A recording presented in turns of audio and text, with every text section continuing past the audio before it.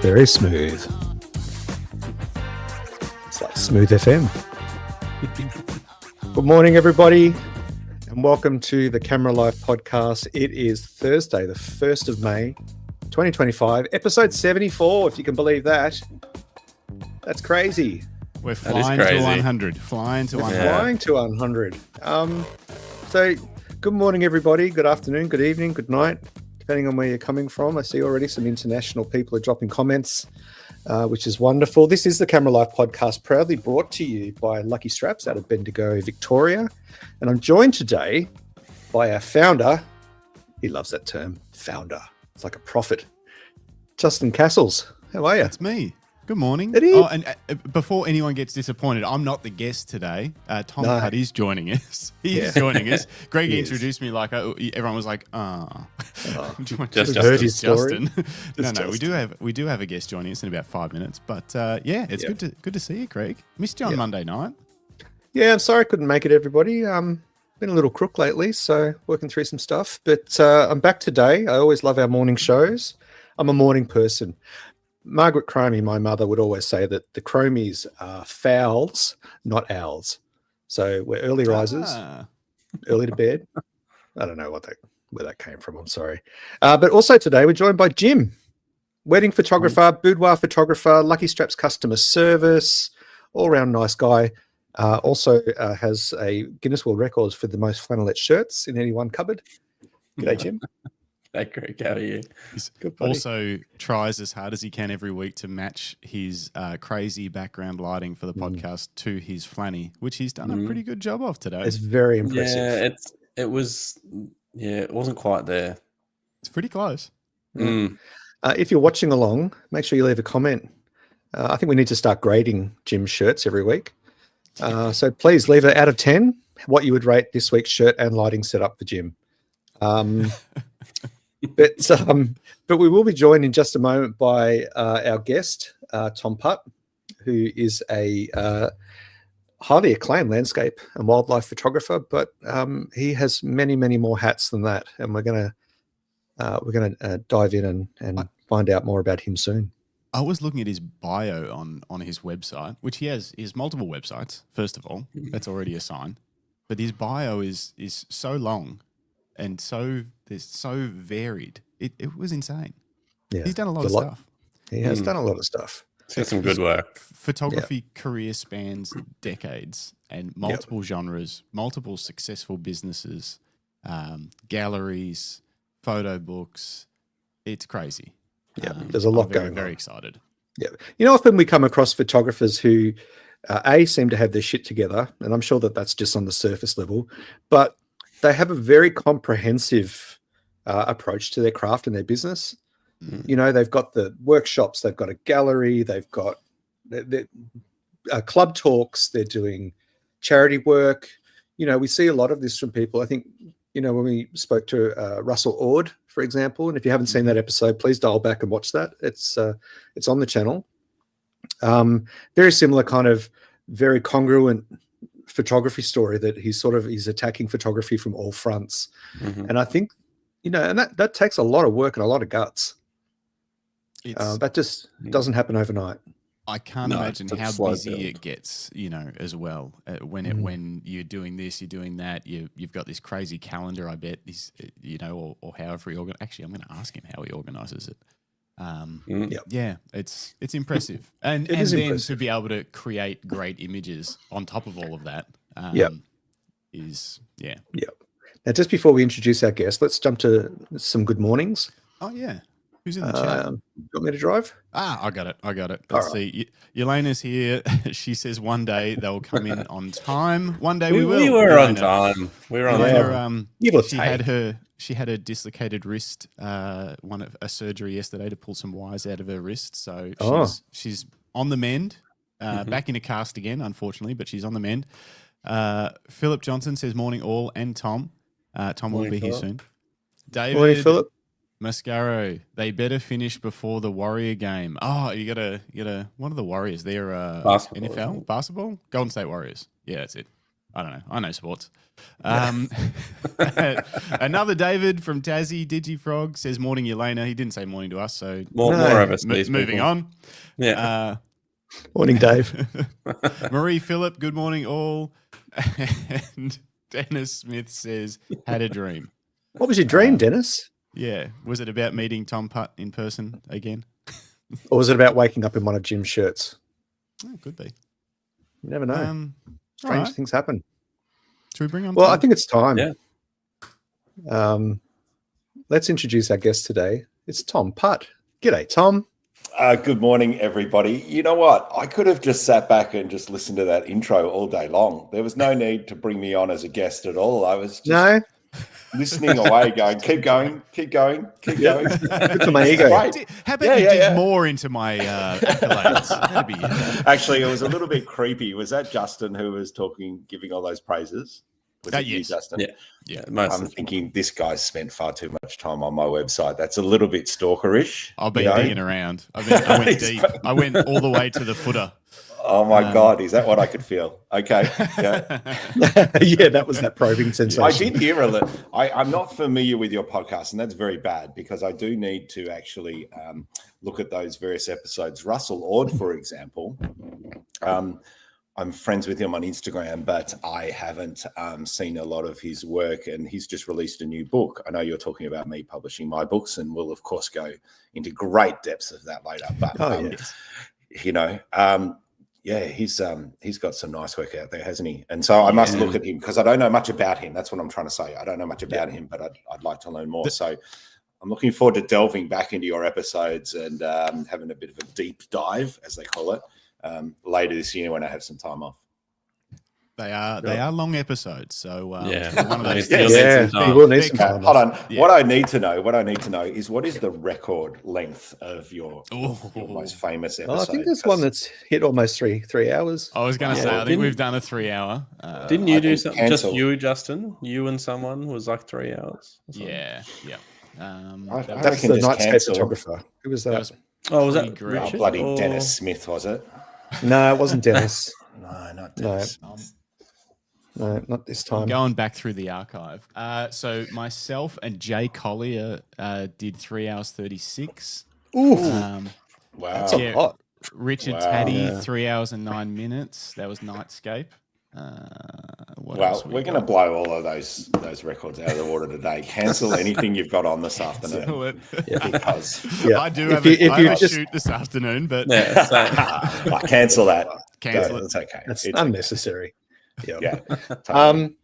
Now, Tom, we have been doing a bit of digging around your website, and don't believe anything you read online. Isn't that what you're supposed to? No. Yeah. Who did you pay to make up all of these stats and things and awards? Because I'd be keen to get a website like this. Hey, there's AI now, Justin. It's amazing. ChatGPT. If you haven't heard of it already. Hey, so you're a landscape and wildlife photographer, but you've done much more than that. We're going to dig into that. You're a workshop leader. You own your own photography gallery, fine art gallery. You're a publisher. You've published a shitload of books, and you're a dad to 5 kids. Like me, I've got 5. Wow, yeah, it's amazing. Sometimes more show up, but mostly 5. Well, we're sort of fluctuating between about 2 and 8 at the moment. Depending on what's happening in the world. No, they're a little bit older now, which means that I've supposedly got more free time, which is not true. And it's the irony is that we'll get into the workshops in a sec, which I've been running for 20 years now. I started them in March 2005. How's the hair this morning? Anyway, beautiful. Thank you. Thanks, darling. My motivation for doing those workshops was I really love teaching photography, and I still love it to this day. But probably should admit this. One of the side what do you call it? One of the other benefits, I can't think of my fancy words just yet. I need some more coffee. Was the fact that we just had a child, and it gave me an excuse to get out of the house and actually go and continue to do my photography.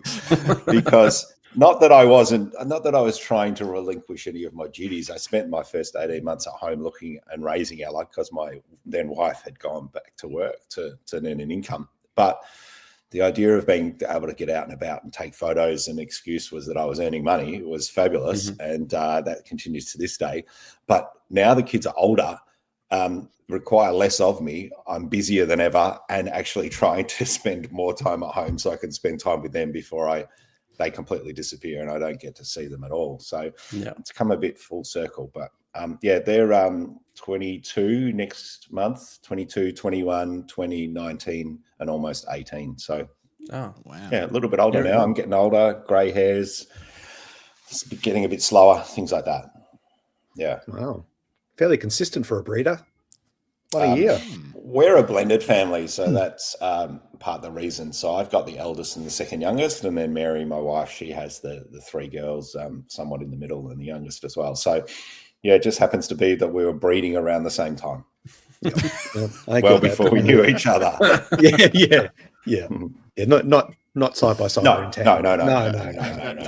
We don't unfortunately have kids together, but fortunately or unfortunately, can you imagine? It would be chaos. I figured we figured that 5 kids between us was enough. We'd contributed to our elbows, tax debt or whatever. You already need a minivan, so I was going to say beyond that, vehicles get really tricky. It's like bus. And houses because we rent a house. Trying to find a 5-6 bedroom house is near impossible. So we've lived in various houses where we've turned rumpus rooms into 2 bedrooms and split bedrooms down the middle and all the rest of it. It's been quite interesting over the years. Where are you living at the moment? I can't believe you don't know this, Justin. I thought you would have. I think I found that. I thought that intelligence would have. Yeah, I want everyone else to know. So I'm okay, it's a leading question. I get it. I'm sorry, silly me. Mornington. I live in Mornington on the Mornington Peninsula here in Victoria. We've lived here since Mary and I moved in about 10 years ago, and we love it down here. The kids have done their schooling down here. And it's 5 minutes away from the gallery. So literally, if we'd jumped on a little earlier, Mary probably would have jumped in and, given her 2 cents worth and taken over. But if you know Mary, you know what I'm talking about. She's amazing, but she's Italian and she's very loud and out there and extroverted, even more so than me. So we compete. We're like bulls in a paddock, us two. But she's just nicked off the gallery now. She drops the kids off at school and then she goes onto the gallery and, opens up for the day. And so it's very convenient. So she's your gallery manager. Is that correct? Correct. Yeah. She came on about 3 years ago now. She was working for somebody else. She actually has a background in sales. She's an accountant by trade, accountant and lawyer. And then she's worked in recruitment. She's worked in sales. And for the past 25 years. I guess this is sort of interesting in that regard, or sort of blowing our own trumpet in that, I started my portrait studio back in 2005 and ran that for 11 years, 2003, ran that for 11 years. Mary was running boudoir studios. She had one of those franchises, Star Shots, the ones in the shopping centers. Yeah, her and her husband at the time had a couple of franchises in that. So, between her and I, we have about 50 odd years of background in selling art. And I can't even remember why the hell I was telling that story. But, that's it. Yeah, it's my ADHD. Sorry about that. I get tangents on tangents. That's why we could go for hours. I was going to say that this podcast is tangents on tangents. Oh, good. Yeah, good. I'm going to fit in perfectly. When she was working for another studio while I was running the gallery, I was running my workshops. I was away all the time and the gallery was closed most of the time. She's like, this is stupid. Why are we closing the gallery? Why are we paying rent on something that we can't open? And then why is it that I'm working for somebody else rather than working for you? And we talked about it previous. I'd said, would you like to come and work at the gallery? And she sort of couldn't warm to the idea because she's used to doing portrait sales where you do the shoot, you sit the customer down, you show them the pictures, they buy straight away. Excellent, done and dusted. It's a quite a short buying window. Whereas with the gallery, it's very slow in terms of, it's a slow burn, I call it. You'll get an inquiry and then they might come in, a few weeks later and then they might come in again. And there's a lot of back and forth. It's a considered purchase, probably more so. And it's a less emotional purchase than selling, to a client who's buying photographs of their dog or the kids. You know what I mean? It's far more of an emotional sale, whereas the landscape one, I mean, we could talk for hours. I could talk for hours about marketing, sales, publishing, etc. It's and mindset. It's probably far more interesting than photography to me these days. But there is that whole, I guess I shouldn't say barrier, but hurdle to overcome, whereby you have a physical studio. I have a physical studio in Mornington, which is obviously geographically restricted to the people who can visit it. Then you've got to rely on them finding you, walking in, liking what they see, liking the price, liking us, and then, finally making the purchase. So there's a lot of those hurdles you've got to overcome in order to get that sale. And I guess that's a challenge for us, but it also, I think the longer I've been in selling art, particularly through our own gallery, the more I've learned how difficult it is. And I think even in the time that I've had the gallery open, which is since November 2018, so it's almost 7 years now, we've seen people come and go, not only artists in the street that we're in, but also, unfortunately, photographers like me, landscape and wildlife photographers like me, who are extremely talented, who have given it a go and unfortunately not succeeded. And I can totally understand why. Tell me this. We've chatted with a few people that own physical galleries, which is quite crazy because it's very rare in the photography world to actually do that. It's quite stupid. Yeah. It's the dream, though. It's everyone's dream. It is. Yeah. And that's the thing. It's the dream. Everyone wants to own their own gallery, be the next Ken Duncan, Peter Lick, whoever you aspire to be. And I think you're probably going to finish off this sentence. Go, Justin. Well, no, probably not. But I do have other sentences now that I want to ask you. But what I was going to ask is, you've got it set up on your website to sell online as well? Do you sell anything online, or do you want a meaningful enough amount? Do you want the truthful answer, or do you want whatever the most interesting thing you could say is? You can lie. Okay, we sell loads of art online. My God, I can't believe it. We've got a warehouse down the road, right? We've got multiple printers running 24/7. We employ 10 staff. We ship about 100 prints a day. And it's incredible. It's all worldwide. I mean, it's unbelievable. Well, we can't keep up. In fact, we have to dial it back. Online sales. So I was one of these early adopters in the internet. So I can remember when my then wife and I hate saying that. How do I say it? Let's just call her Rebecca, because that was her name. That is her name. When Rebecca and I were together, and it was early days of the internet, she had an optometry practice, and we were actually living above it in Martin Street, Brighton there. And the only computer he had was downstairs in the optometry practice. And I used to sneak down after hours, in the evening, and sit behind the reception desk and sit there and play on my website for hours, tomputt.com, early days. God, I'd love to have sort of, screenshots even of what that potentially looked like, because I was an early adopter to this whole e-commerce thing. I've been trying to sell, artwork online for a good 30 years, very unsuccessfully. And, we occasionally get a sale, and I can't make any excuses. I just don't think I've got the formula right. I'm now getting some coaching around selling artwork through not artwork, but books in particular, through Facebook ads, which is going extremely well. And I just don't think, again, I've got the formula right. I could make excuses and say, selling art online is hard. People have got to see it and touch it before they buy it. Or say things like, our price point's relatively high, so are people going to take that risk and spend $600, $1,000, $2,000, $5,000? But we've had sales, like it's funny sometimes that you get the Shopify app that goes cha-ching as the sale comes through, which we love. We're like Pavlov's dog, we just salivate every time it happens. But we've had sales come through and like $13,000, and I'm looking at the screen going, okay, fair enough. And I ring Mary and I go, babe, that $13,000 sale, tell me more about that. Give me the background. Did you chat with the client first? What have they ordered? Where's it going? Et cetera, et cetera. And she goes, what sale? I'm like, the $13,000 sale that's just come up on the website. And she goes, no, nothing about it. It's like this guy in Brisbane ordered 3 prints from us for his new office and hadn't even spoken to us, which is fabulous, which hopefully means that, our website's doing something in a sense that they like what they see, obviously. They like the price point. They watch the videos that show me standing in the gallery explaining the different mediums and the different finishes you can buy the art, things like that. We look reputable. We're not just, going to take your 13 grand and you're never going to hear from us again. So there's some things I'm sure we're doing right. And I think the biggest problem, and I think the issue that I've had, and I think other photographers and artists suffer from, is twofold. They build a website and they just think the masses are just going to come in and start buying straight away just because you've taken the time and effort to build a website. And I think the second thing is just a lack of marketing, a lack of awareness around the product and who you are as a person or an artist or just what you produce.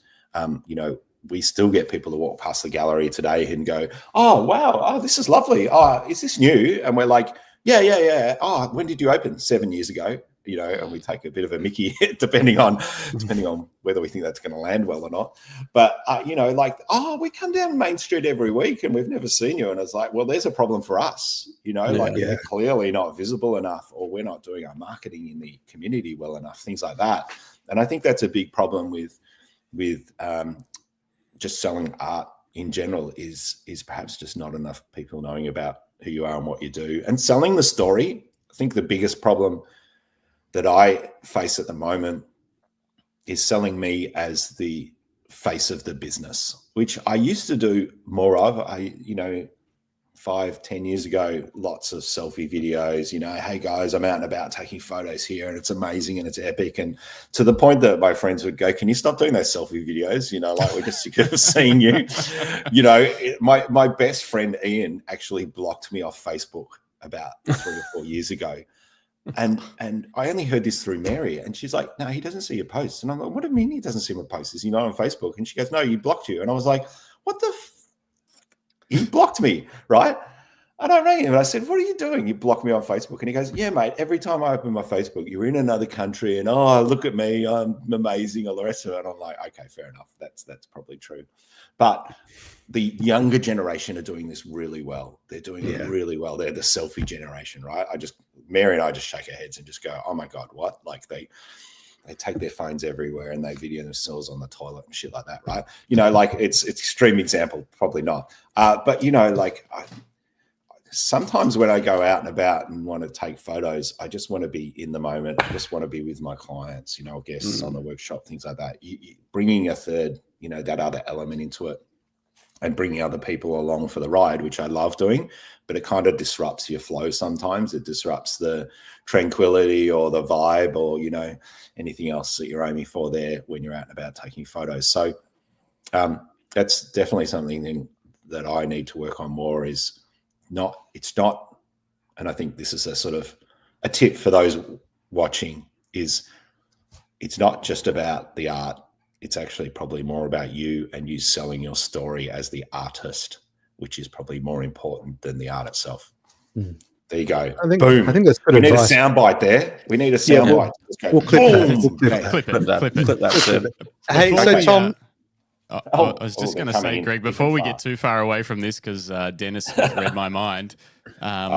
Can we block him on this? What's he doing? This is what your website looked like in 2004. Haven't you ever used the Wayback Machine? So we can go to snippets of it all through the year. They won't always work and they won't always load, but there's a website called I think it's web.archive.org, but it's called, if you Google Wayback Machine, you can put any URL into it. And you can go back and it will have tried to take snippets through the years. So we can sort of have a look. So that's 04. I can see if we can get one to load a little bit later. Dude, you have just blown my mind. I'm taking screenshots of my screen at the moment. Yeah, so check it out. Oh my God, this is embarrassing. So yeah, see, Dennis was onto it too. Opens Wayback Machine. Yeah, I was doing that in the background. As soon as you mentioned it, I'd love to have a screenshot of my website. I was like, I can give you one of those. Let's go. Mate, if I could reach over and give you a big kiss right now, Justin, I would. Because you know how many times I've thought about this? Because I tell that story occasionally. And exactly, I've been trying to sell freaking art online for years. Wow, that first one gave me shivers. Unreal. 2009 2009. workshops now online. Let's go. Hey, this photo of us on the workshop, that was at Stevenson's Falls down the Otways in July 2005, I think it was. First or second year I ran workshops, and there's 12 of us, or 1, 2, 3, 4, 5, 6, 7, 8, 9, 10, 11. There were 2 or 3 people who didn't make it across the creek. We had to wade across the creek in waders, right? There was a flood and it had taken out the bridge. And what we had to do was bring our own waders along, and we didn't have enough pairs for everybody. So we had to string this rope across the creek, and we all had to wear waders. And then we had to sort of like take the waders off on the other side and then ship them back to the other side to get people across. So there were 12 people plus Glenn, who was leading the workshop, and I on that workshop. And all I did, I still reference it to this day, all I did all weekend was just count heads. Right, have we lost anybody? Have we lost anybody? And I just said, never again. And now we run workshops. I've heard the term by you and Bell saying 8 is great, which I love, because we used to take a maximum of 8. And now we're more like 2 to 4 to 5. I mean, 4 is my ideal. Yeah, I love it. I love the intimate stuff. Of course, you don't make as much money. But for me, it's more about just being connected to the guests who are coming along, giving them my full attention. Oh God, what's going on here? A flash player. Oh, it didn't load. Flash. we all went through that. We all went through that phase. We all went through that phase. 2010. Still flash. Don't tell me. You see, this is why I've never sold out online. Flash player. Fuck, man, terrible. You didn't have like allowed to swear on this or not? Absolutely. Absolutely. You didn't have like automatic music playing at one point, did you? Probably. No, this one won't. How many of those websites have you built, Justin, with automatic music? Never. That got drilled into me fast and hard. I worked in a web, so I actually was in a marketing company for a little while, and I was the digital marketer. Just I guess because I was young, and young, he still looks 12. Look at him. I think we've reached the limits of Wayback Machine. So I worked in this like dev room of 5 really good web developers, and anything like that, anything with auto playing music was a no. All the sort of user interface stuff that I carried on to today, they would just be like, nah. We just look at people's websites and they were just brutal on, But how much were people charging to build a Flash website for you that you couldn't access because you had to download the Flash, app in order to use it? Yeah. Like, my God, what were we thinking? Thank God for Web 2.0. We're gonna see. It's nowhere near as bad, but and we've been dealing with it for years now, and I don't know why. You know, the cookies pop-up that comes up on every single website ever? Like, what are we doing? What are we doing? Go, like, do you accept cookies? Like, just no. Let's just delete that. We either use cookies or we don't use cookies. We don't need to have a pop-up on every website on the internet asking everybody if they accept or don't accept cookies. And then if you don't accept, it then goes through to these preferences, and you have to tick the preferences, and you're kind of like, oh, come on. What are we doing? No. That'll be a similar phase to Flash websites. Thank you so much for showing that to me. I'm going to, as soon as I jump off this call, I'm ringing Mary and I'm going to show her that. That's go and dig in. So Wayback Machine. If not, I'll send you the link to it. But it's easy to find. Thank you so much. That's great. Before we get back into the actual episode, as much as that was fun. Is that why we're here? Yeah. for the listeners. No, we're here for us. Few comments in the chat. Tim Siama says, whole crew is here today. Hello. Yeah, good to see you, Tim. Hey, Tim. The whole crew is here. And I don't know what Digifrog's saying, something about the boys saying something. I don't know. Oh, yeah, that's right. Because he didn't say g'day to us. Yeah. That's what you get.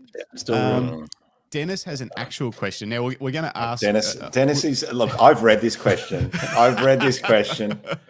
It's making it all about himself again. Yeah, he's trying to find new locations by... Yeah. I've already invited him to Lake Baikal in Russia and said, you got to come there. You know, the largest freshwater frozen lake in the world that freezes over every winter with at least a meter of ice, which I've been to 2 or 3 times now. And I've said, man, you could go there and have a freaking ball, like, out in the middle of nowhere, spinning your spinny things, and then, ice caves that you can get into. Friggin' phenomenal. Yeah. You'll see it all on my website there, of course, tomputt.com. not 2004 version. Yeah. So what? But yes, yeah. On that note, what do you think is the most extreme location that you've been to? An extreme could be it was dangerous because of political my life conditions. for this photo. Oh my God, I'm channeling my inner Peter Lick now. Yeah. I wanted to whether ask it be you about Peter Lick too. Whether it be get on to it, Justin. Put it on your list. Yeah. Go on, Greg. So what is the most extreme? No, you're right. No, you're right. What is I live with someone who has ADHD, so I get it. What is that location? What was the most extreme, like intense to get to, a little bit of danger, a little bit of excitement? What was the standout for you?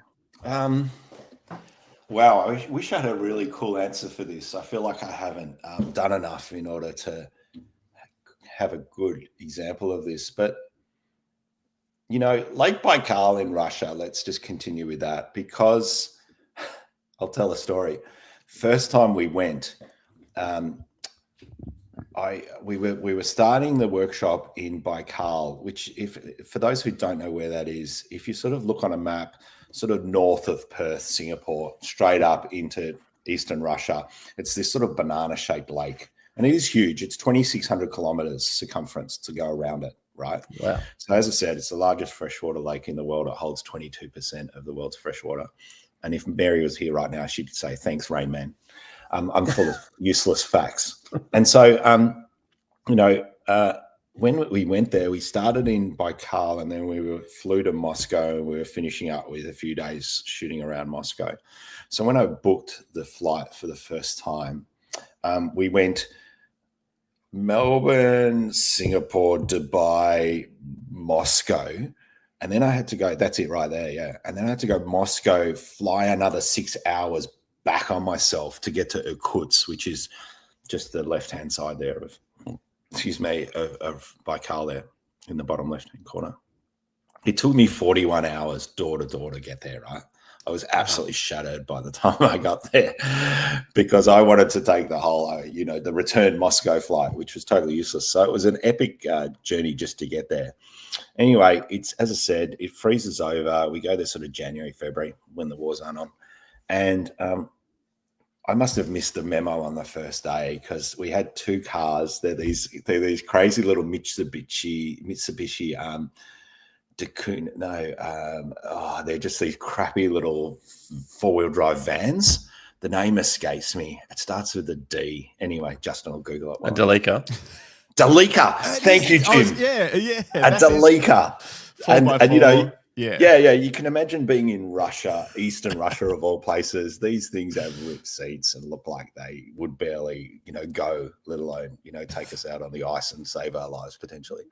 Anyway, so Anton jumps in the front vehicle. I jump in the back vehicle. It's first thing in the morning, first day. It's pitch black. We're going out for a sunrise shoot, which was probably leaving at about, 8 or 9 o'clock, because the light doesn't get up all that early at that time of year.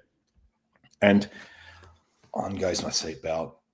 He just suddenly rushes from his car and just taps on the door, on the window, and just goes, Tom. And I'm like, why? What happened? And he goes, don't ever put your seatbelt on. And I'm like, oh, okay.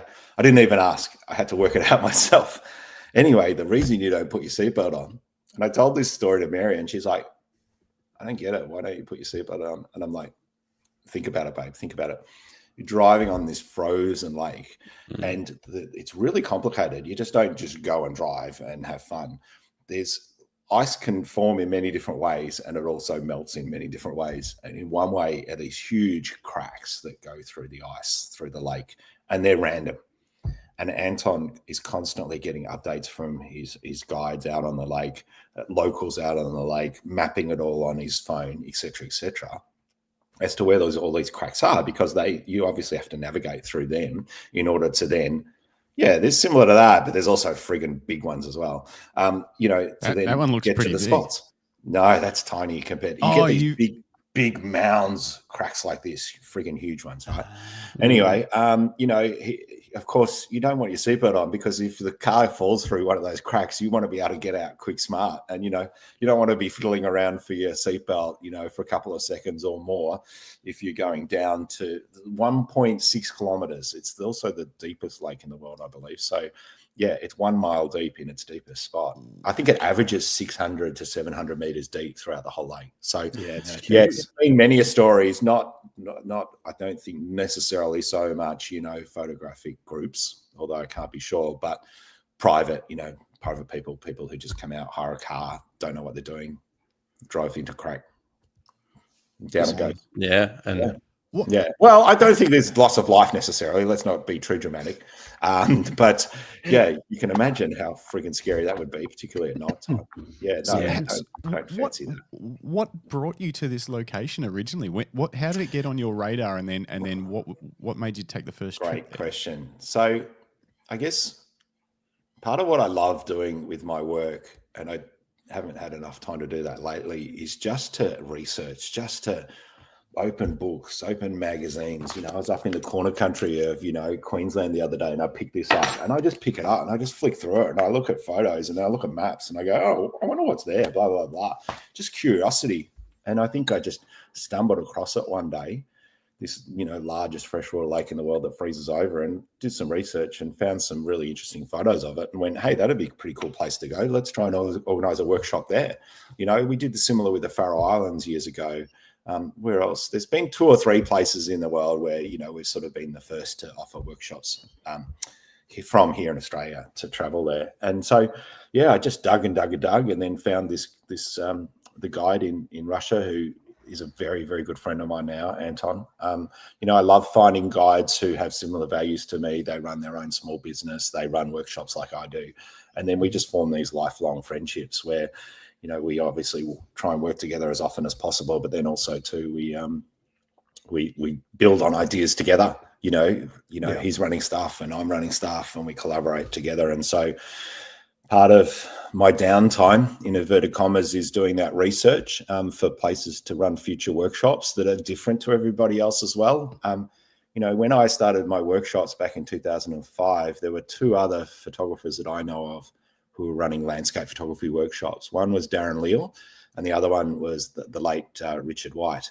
And so there wasn't this, let's just say, buffet now of workshops like there is today. It's brilliant. I'm not complaining about it at all. The industry has grown exponentially. It's not like, I started off and I had a third of the pie, and now I have a very small segment because, there's so many more people doing it. I'm not ever in that mindset. I'm always in the mindset of growing the pie rather than, slicing it up even further. And you'll have to admit that there's far more people who are aware that workshops are available and that want to do workshops these days. And not only the growth of workshops, but the growth of photography in general. That's a whole episode itself on the mindset and people wanting to do photography because it is, good for their mental health, for example. So, like these days, there's lots of people offering it, and I don't want to be offering the same workshops that they are necessarily, because then it often comes down to price. And I think one of the sort of what I hear around the traps is, oh, my workshops are so expensive. And I think what people perhaps do, some people do, is that they look at a workshop that I'm offering and they look at a workshop that somebody else is offering, and then they just compare on price because they go, oh, well, they go to the same location and they, the accommodation's included and blah, blah, blah, blah, not realizing that perhaps the accommodation that we're including includes your own room, with an ensuite bathroom, and that, alcohol is included, and that you're not going to be crammed into a 4-wheel drive vehicle. There's actually going to be a seat in between you two in the back, so it's going to be more comfortable, let alone, the experience that I have, et cetera, et cetera. And I think to bring that home, one of the experiences I had recently was actually going on somebody else's workshop. So I'm into bird photography. How I got into photography was back when I was about 13 years old. I was a bird watcher since I was 9 years old, ornithology. If I use bird watcher, everybody takes the mickey out of me and makes jokes about, the feathered variety. I got into bird photography and I freaking loved it. And then I sort of fell out of love with it a little because I got distracted by sports photography, landscape photography, and all that stuff that we'll get onto. But more recently, unfortunately, one of my dear friends who I used to go bird watching with died, and I hadn't seen her for many years. I'd sort of lost contact with her, and her nephew rings me out of the blue. She didn't have any kids, rings me out of the blue and says, "Oh, you won't know me. My name's David. You of course know that Doris passed away, last year. Well, she actually left you some money in her will." And I was just like, "Oh my God, like amazing, and totally unexpected." And so she left this small parcel of money, which was very generous. And I said to my wife, Mary, I said, "How are we going to honor her beautiful gift? What are we going to do?" And of course, I love publishing books. And I thought, oh, well, one day I'll publish a book and we can dedicate that to her. And Nikon, God bless them, released this bloody kick-ass 800mm 6.3 Z series lens, and I'm like, I've always wanted to own an 800mm lens for bird photography. How good would that be?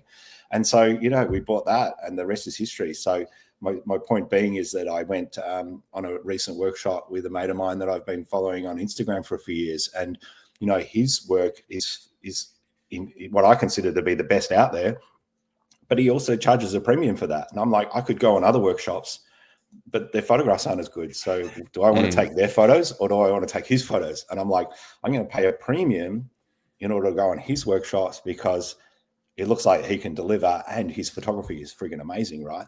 My point being is that I don't think that's considered sometimes when people are coming to sort of look at workshop A versus workshop B. Yeah. I hope it is, but I don't think it always is. And it probably does. Of course, for a lot of people, it comes down to price because they've got a budget. And I understand that not everybody can afford sometimes what we offer. Yeah. I think having choice is good, and having varying price ranges. I do wonder about how crowded the market is becoming, especially with a newer generation of kind of influencer type kind of youth market, who are making the loudest noise, often, especially on socials. They're very good at doing it. That's the thing. Around what they're doing. And and I think you're right. I think that people need to know what they're buying. They need to research it. They need to spend time understanding. And it's like this with buying anything. You can go and buy, a Nissan Delica, or you can go get a Toyota Tarago. Like there's a big price difference, but it's about quality versus value. So and it's being able to sort of, I guess, I mean, I don't run workshops, so I can't really speak to this very clearly, but being able to communicate what that value is to someone, Yep. And it's no different for like Lucky Straps.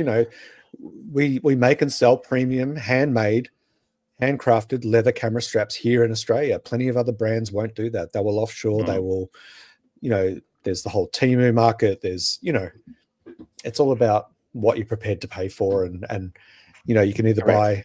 Here's a plug. You can either buy one Lucky Strap for your whole life or 8 Temu straps just for this year. You could probably buy 80. You could probably buy 80 Temu straps. Probably 80 Temu straps, yeah. I was about to say, nicely done, Greg. That's ad read number 1 without having to pause the podcast. And I didn't even mean to. It wasn't even exactly. And this is where the banner comes across the screen with the web address. If only we had something like that. Run it across the bottom like that. And if only it was a handy barcode that people could if you scan the code near Tom Putt's head, you'll actually get 15% off. There you go, kids. There you go. Beautiful. Amazing. Get onto it. Get there now. Before they run out, you've always got to have like a while stuff lasts. Exactly. Like a reason to buy. There's only one left. You better get it fast. That's it.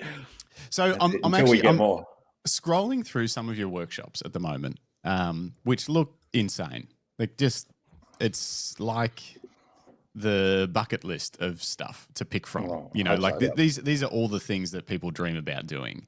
If you haven't seen, just go to tomputtworkshops.com and scroll along there, and you'll just see all the things that you wish you could do.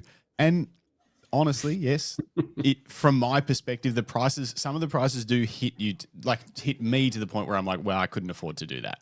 Yeah. Which, like Greg says, choice is good though, because some people can afford to do it, and maybe one day I would be able to afford to do it. And if anyone that's traveled to some of these locations, I think that's the other thing people maybe don't consider is just traveling some of these places.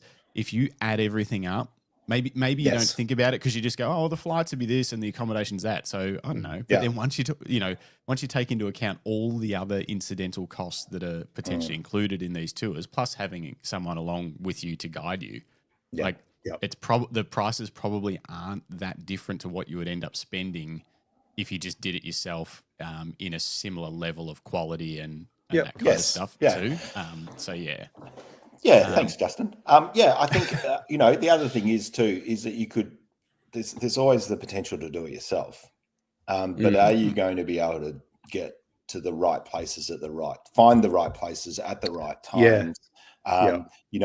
Spend 2 weeks rather than the week that we're there in order to see the same things. Leveraging off the experience that we have, say, in the Faroe Islands, where you've got to book ferries and you've got to book them well in advance. And if you don't know that information, you could well rock up there and not even get across to some of the islands that you want to go and photograph, where to stay, not knowing that there's a supermarket or there isn't a supermarket on that island, all that sort of stuff. The Faroes is probably one of the more logistically challenging workshops that we run because of that. And being in a foreign country where they don't necessarily speak English as their first language, that's challenging as well. So all those things, I think that we can add value whereby people can go, well, I've always wanted to go to that location. That sounds amazing. I'll go with Tom because he's been there before. And just like the experience that I had, doing this bird photography tour in Channel Country of Queensland just last week, you literally pay your money and you turn up and everything's taken care of. You don't have to worry about where you're eating, what time you need to be up, where you're going, research, it's all taken. It's brilliant. And it was great for me to experience that from a customer point of view, because that's the same experience that we provide for our clientele. And now I get it. Now I get why, let's not talk about price. I get more like why they want to come on more, because at the end of the day, if they have a good experience on one and they can afford to come back and do another, they're kind of like, wow, that was so good. Why wouldn't I want more of that? It's like it's like coffee or drugs, not that I do drugs or anything like that. You kind of like get your first hit and then you kind of like, wow, give that to me again. That was amazing. Do you know what I mean? Like a good, So do you have a pretty good return rate for? Up to about 91% was I think the return rate back in 2022. It sits around the 80% right now because we're trying to introduce more people to the workshops who perhaps haven't heard from us before. So we're doing a little bit of social media marketing, things like that. But we can't keep going back to the same well all the time. We have a VIP list that get first dibs on our workshops sometimes, whereby we're like, hey, we're just going to introduce this new workshop, but it's really limited on places because we're chartering a boat in Alaska, right? And we've got 4 rooms, 6 people can come along, we just want to make it exclusive. And we have to reward those, and I shouldn't say have to, we want to reward those people who have rewarded us, over the years. They've come on multiple workshops. We've got a lady we've got multiple people now for running them 20 years, 26, 27 workshops they've been on. We've got 3 or 4 clients now, or should I say guests, that have been on over 20 workshops. And they come on multiple workshops. I call them my workshop wives. I've got my wife Mary here at home, and then I've got my workshop wife, and I've just hired a VA, so she's my virtual wife. I literally spend more time with them than I do sometimes with Mary. Like this year alone, I've been home, I think 6 weeks of the sort of the first 4 months of the year. So, they're close friends. I don't consider them clients. We love hanging out together. Yeah. They love what I do. I love spending time with them. Of course, you can't run these workshops without enjoying the company that you're spending time with, because you're literally with them, 24/7 almost, besides sleeping in separate rooms, you wake up, you have breakfast with them, you take them out on shoots, you're with them all day, you're doing Lightroom sessions, you're traveling to a new location in the cars, etc. So you're spending a good, 15, 18 hours a day with them, which, I love. Don't get me wrong, I wouldn't do it otherwise, but it can be pretty full on like that. Pretty cool. You're booked out for the 2027 Alaska. Like that's Well, that's an example. Well, that's an example. For example, we go like, oh, okay, hold on, we can't fit that into I booked that almost 12 months ago. where we couldn't fit into the schedule before then. And so with the boat operator, we said, well, how does April 2027 sound? And then we had a little number of spaces. I went to my VIPs and said, we're looking at this trip to Alaska. What do you think? And they went, yeah, we'd love to do it. And so that booked out without us even having to go to, the market, so to speak, and advertise it to our database, for example. We have a sort of hierarchy of how we run the workshops, which is basically, offer it to our VIPs first, then offer it to the people on the those people who through the website have made an inquiry about it, perhaps, and then offer it to the general mailing list, and then from there offer it to, the general public through socials, etc. So, yeah, that's how the sort of business runs. The Kimberly Heli Safari sounds insane. Yes. Have you ran that before? Or I've run that 3 times now. So that's an interesting story. Like? Tell us about it. Friggin' amazing. Actually, on that page, there should be down the bottom. Not in this page or on? When you click on Learn More, down that bottom there. When you go a bit further down, there should be a video that actually is a highlight reel from the first time we ran it. So keep going. This is like a funnel, supposedly. There it is there. Why is it buried all the way down there? It should be up the top. Well, I'm going to press play. I'll talk over the top of it. Yeah, I'll just, if the sound blasts everyone's ears off, I'm sorry, I'll manage it very rapidly. Turn it off. Yeah. Why is it not playing? I haven't pressed play yet. Oh, okay. But I'm about to. Do you want me to talk over the top of it? Or? Yeah. Yeah, sure. So this was all shot on an iPhone. I've since got one of those little DJI Pocket Osmos, which I frigging love. Oh, how good are those? Yeah, I do love them. I took it to Antarctica this year and it was so good to use because different to an iPhone where you generally have to hold 2 hands. You can be holding this in one hand, holding onto, the Zodiac or whatever with the other. And so it's really, what's with your... So this thing, I need to show you this. I paused it. What is that? I modified this mount. I can make you one. It's got the Osmo mount on it, right? Yeah. Yeah. Then this goes around your neck and you shoot POV footage of what you're doing hands-free and it's all steady and smooth. And then you just clip the little... the DJI mic, you just clip that bad boy on there, so and you can talk about wind. And I'm just talking there, and I'm like, all right, I'm going to go and try and take a photo of this street sign. Yes. Oh, that's a terrible photo. All right, we're going to move on.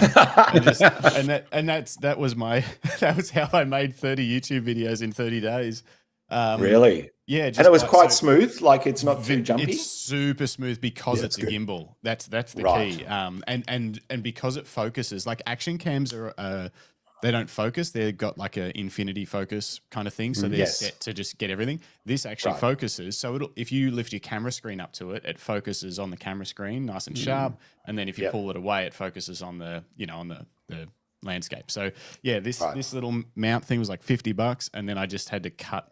It had a phone holder, a magnetic phone holder on it. And then I just like sliced it off with a hacksaw and then screwed the DJI mount onto it. Unreal. So that's my little Love Osmo Pocket hack for POV You see, videos. that wouldn't work for me, Justin. As much as I love it, it wouldn't work for me because I'd probably just have it turned to me most of the time. And just, it'd work on selfie mode. You should do that. People would love that video of just your face while you shoot it, and you can't see what's happening. Have you seen that guy who runs around the UK, young guy? The train guy. Yes, the train guy. Oh my God! And he wears like a camera that gets excited about the trains. Yeah, he's a train super excited. Yeah. He wears that on his hat or something, like a head mount, and it just distorts his face. He's got and he's not the most attractive fellow in the first place. But he gets how many millions has he got? Yeah, he's crazy. 2 million followers on Facebook, on Instagram, I should say.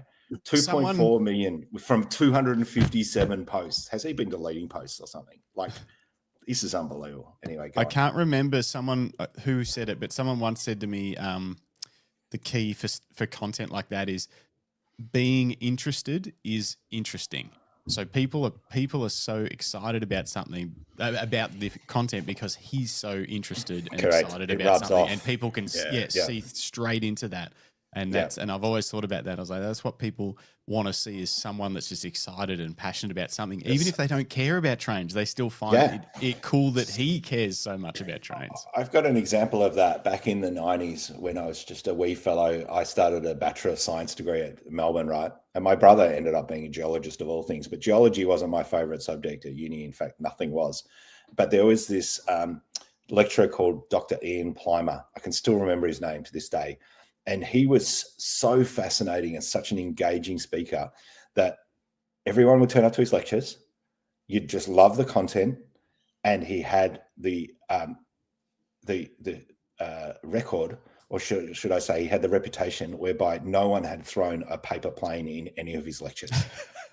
You know how you're bored, you roll jaffers down the aisle, or you throw paper planes, shit like that, right?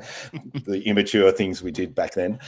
No one had thrown, because they were just, A, to be disrespectful, but B, just so engaged in what he was saying, and so he was so passionate. Like, he would spit as he, would talk, and wouldn't draw breath for the whole 60 minutes, things like that. And it rubs off on people. And, we all want a bit of that, where people are passionate about what they do and what they're into. So, I totally get why he's popular.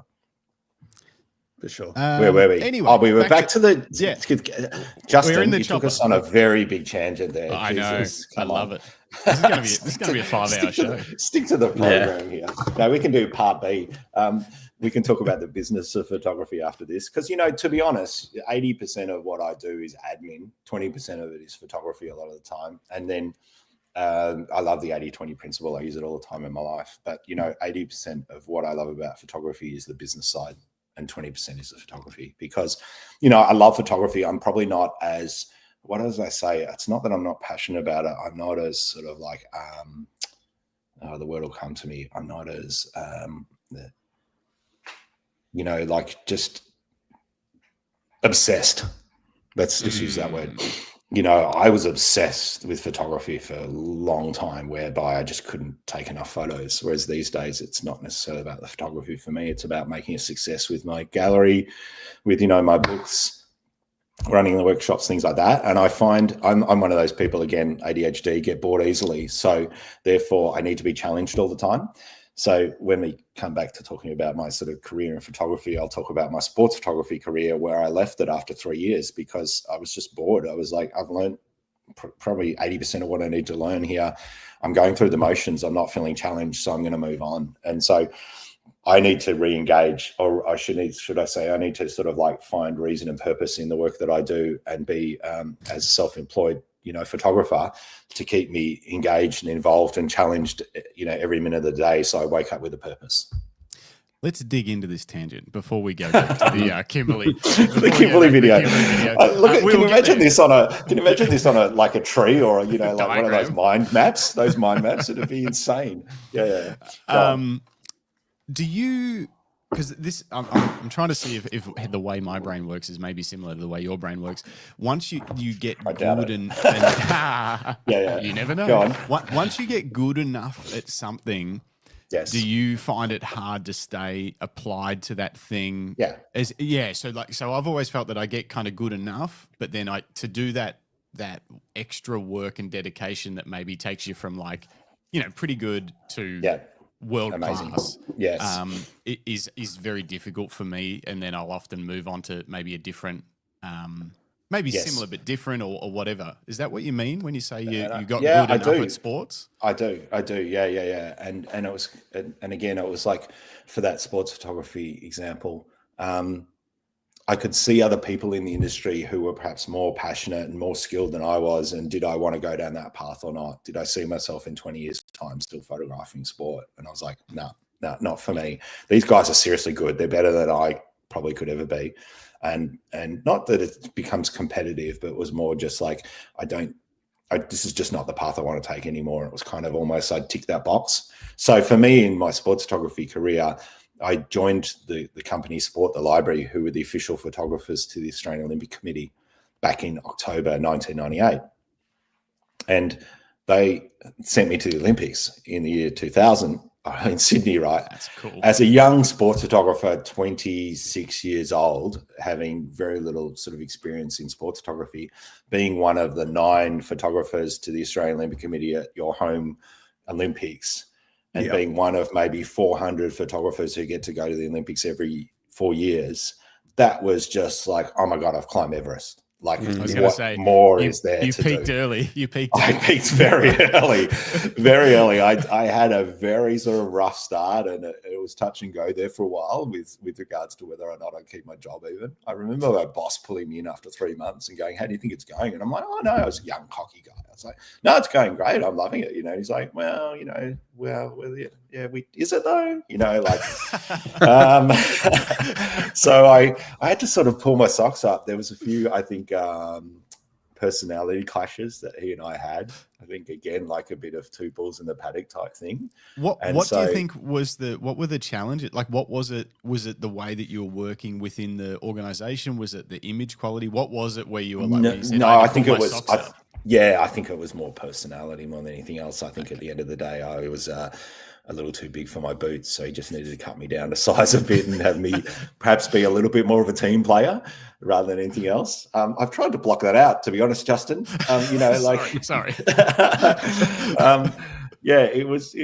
We're still friends now. We don't keep in touch much, but Jeff's an amazing guy, and I have to thank him so much for the opportunity. Can I ask you sorry, Tom, I was just going to jump in. Can I ask you a gear-related question? What were you shooting back during Sydney 2000? God. I still have it. It's in the garage.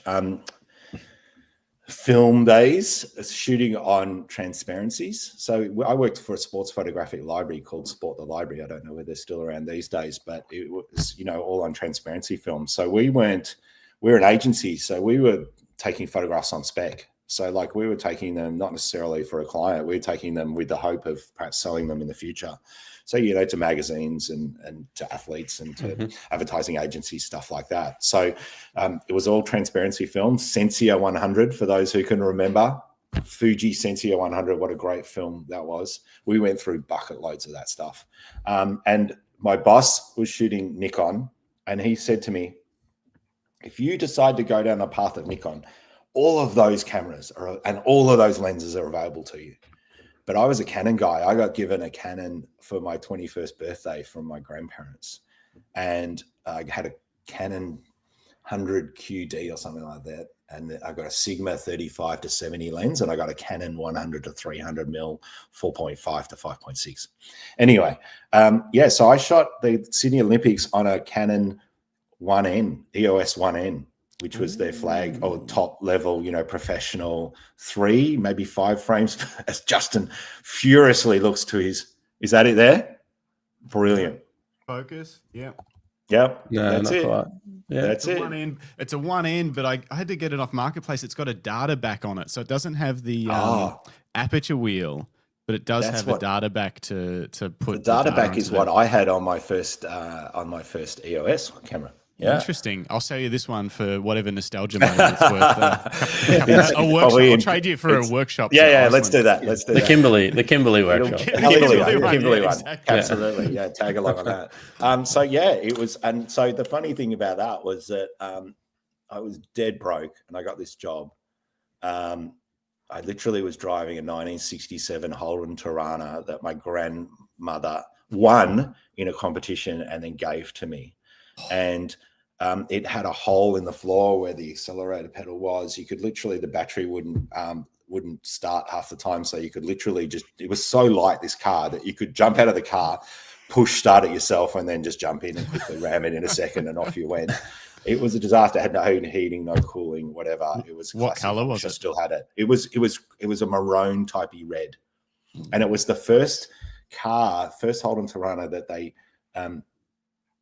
did they build the engine here in Australia and then the body was made overseas, or vice versa? Anyway, you lifted the bonnet on this thing, and the casing for it was huge, but the motor itself was like this. I was like, hold on, where's the motor? I can't see it. Oh yeah, there it is, right down there. It was unbelievable. So I was dead broke, and I get this job with Jeff at Sport the Library, and he goes, "You're going to need to upgrade your gear." And I'm like, "Yeah, fair enough." And so I said, "What do I need?" And he goes, "Well, get yourself, a Canon this, get 2 bodies because you need 2 bodies. Get a wide angle, so you're 17 to 35. That was before they had the 16 to 35. 2.8, 70-200 2.8, 400 2.8. It came to 18 grand, more than that. Let's call it 20, 24. I remember ringing up the Bank of Melbourne, I think it was. I'd been banking with them for years. And they said, we've got your application for this loan. Can we just run you through it, answer a few questions? And I'm sure, no problems. I'm shitting my pants because I needed this gear to get the job. And the only question they asked me was, so just let me get this straight. In order for you to have this job, you need this gear. And I'm like, yes. And he goes, okay, no problem. Just come by and grab the check whenever you like. So I went into the city, signed over for this check, and I had this check in my hand. And you can imagine as a 24-year-old with no money having, 20, I think I hope I took a photo of it. No, we didn't have phones back then. So I just stared at this check for ages, walked down to Camera Exchange in Collins Street, was it? Burke Collins, one of those. And handed over the check, and they handed me all this gear, and I was happy as. I had a 400 Canon, Greg, 400 2.8 lens, right? That had a front element on like a dinner plate that weighed 9 kilos out of the box and 13 kilos in the box. One of those how the cricketers all used to get around with those big boxes to hold all their bats in. I carried one of those on planes for years while I worked this job, to the point that I think only once did I get refused not to carry it on the plane. But 13 kilos, thanks very much, in the overhead locker. It became my extension of my right hand. Heavy beast. Lucky I was young and buff back then. Young and buff. You were young and buff. I saw you. You were running triathlons and stuff. I was doing triathlons. Isn't that why have I still got that photo on my website? Yeah, because it's cool. A little bit different. These. It's harking back to my former days where I'd hit the gym 3 or 4 times a week, and I got into triathlon, and that's in fact how I got into sports photography, because I was chasing, the Hawaii Ironman triathlon and taking photographs there every year, and world, triathlon championships over in Perth and stuff like that. And I was paying my way to go there, because when I wasn't competing in triathlons, I was wanting to photograph them. So I was never anything, other than a sort of middle of the road age grouper. I was a good swimmer, but my biking and running weren't so good. And so I'd go along to local events. I'd just go along to anything to try and practice. And in the end, I finished my degree in psych and sociology at Monash. And then I was like, right, what am I going to do now? I want to be a sports photographer. And so I went to Jeff, and he gave me a job. And he liked my portfolio because I had all of these great sort of sports photos from back in the day. I think I still got the portfolio in my garage, in fact. But yeah. That's how it started. I was competing in triathlon a fair bit, even running a few marathons, which I don't consider myself to be a marathon runner at all. I've not got the frame for it. I weigh about 90 kilos now, but and I'm just under 6 foot, so I'm a little bit heavy for the marathons. But yeah, some of the best times of my life it was unreal. That's so cool. So cool that it basically stepped you into the job that launched it all. That's amazing. Yeah, it did. Yeah. Right, where are we? Yeah, where Take were a breath. We were looking at that Kimberly video. Yeah. Kimberly video. Tom, do you I think research? Tom, do you research all the tours before you make them, or do you kind of? No, just wing it, mate. Just rock up. No, sorry, not research. I know what I'm doing. I mean, not research. I mean, like go there previously. Say, spend a week or 2 there. Yeah, it's like most of the time I've been there already, like just off my own bat. Mm-hmm. Or we've obviously run workshops there in the past. It's a good question, because one of the workshops that are coming up in June next month, in fact, is Carnarvon Gorge in Queensland, and I've never been. I've always wanted to go, but I've never been. So I'm going to arrive about 5 days earlier. Do my recce, do the research, and then obviously I'm ready to go for when the participants arrive, for example. But we'll always research a location before we go there, obviously. Aside from that, if we don't, it's because we're subcontracting to expert guides overseas, for example. Mm-hmm. I know Australia pretty well, but overseas, where they're experts and they know where to take us. So we're leaning on them in order to guide us to the right places, get us to the right place at the right time. Mm-hmm. Yeah. Mm-hmm. Cool. But that's part of the fun. Places.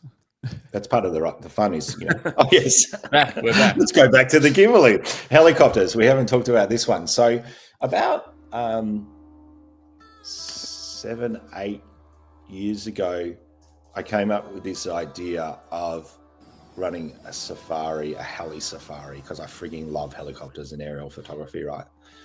And this company that I deal with in the Kimberly, who are unreal, had actually put onto their agenda something similar. And I rang them and I said, I've had this idea in mind for ages.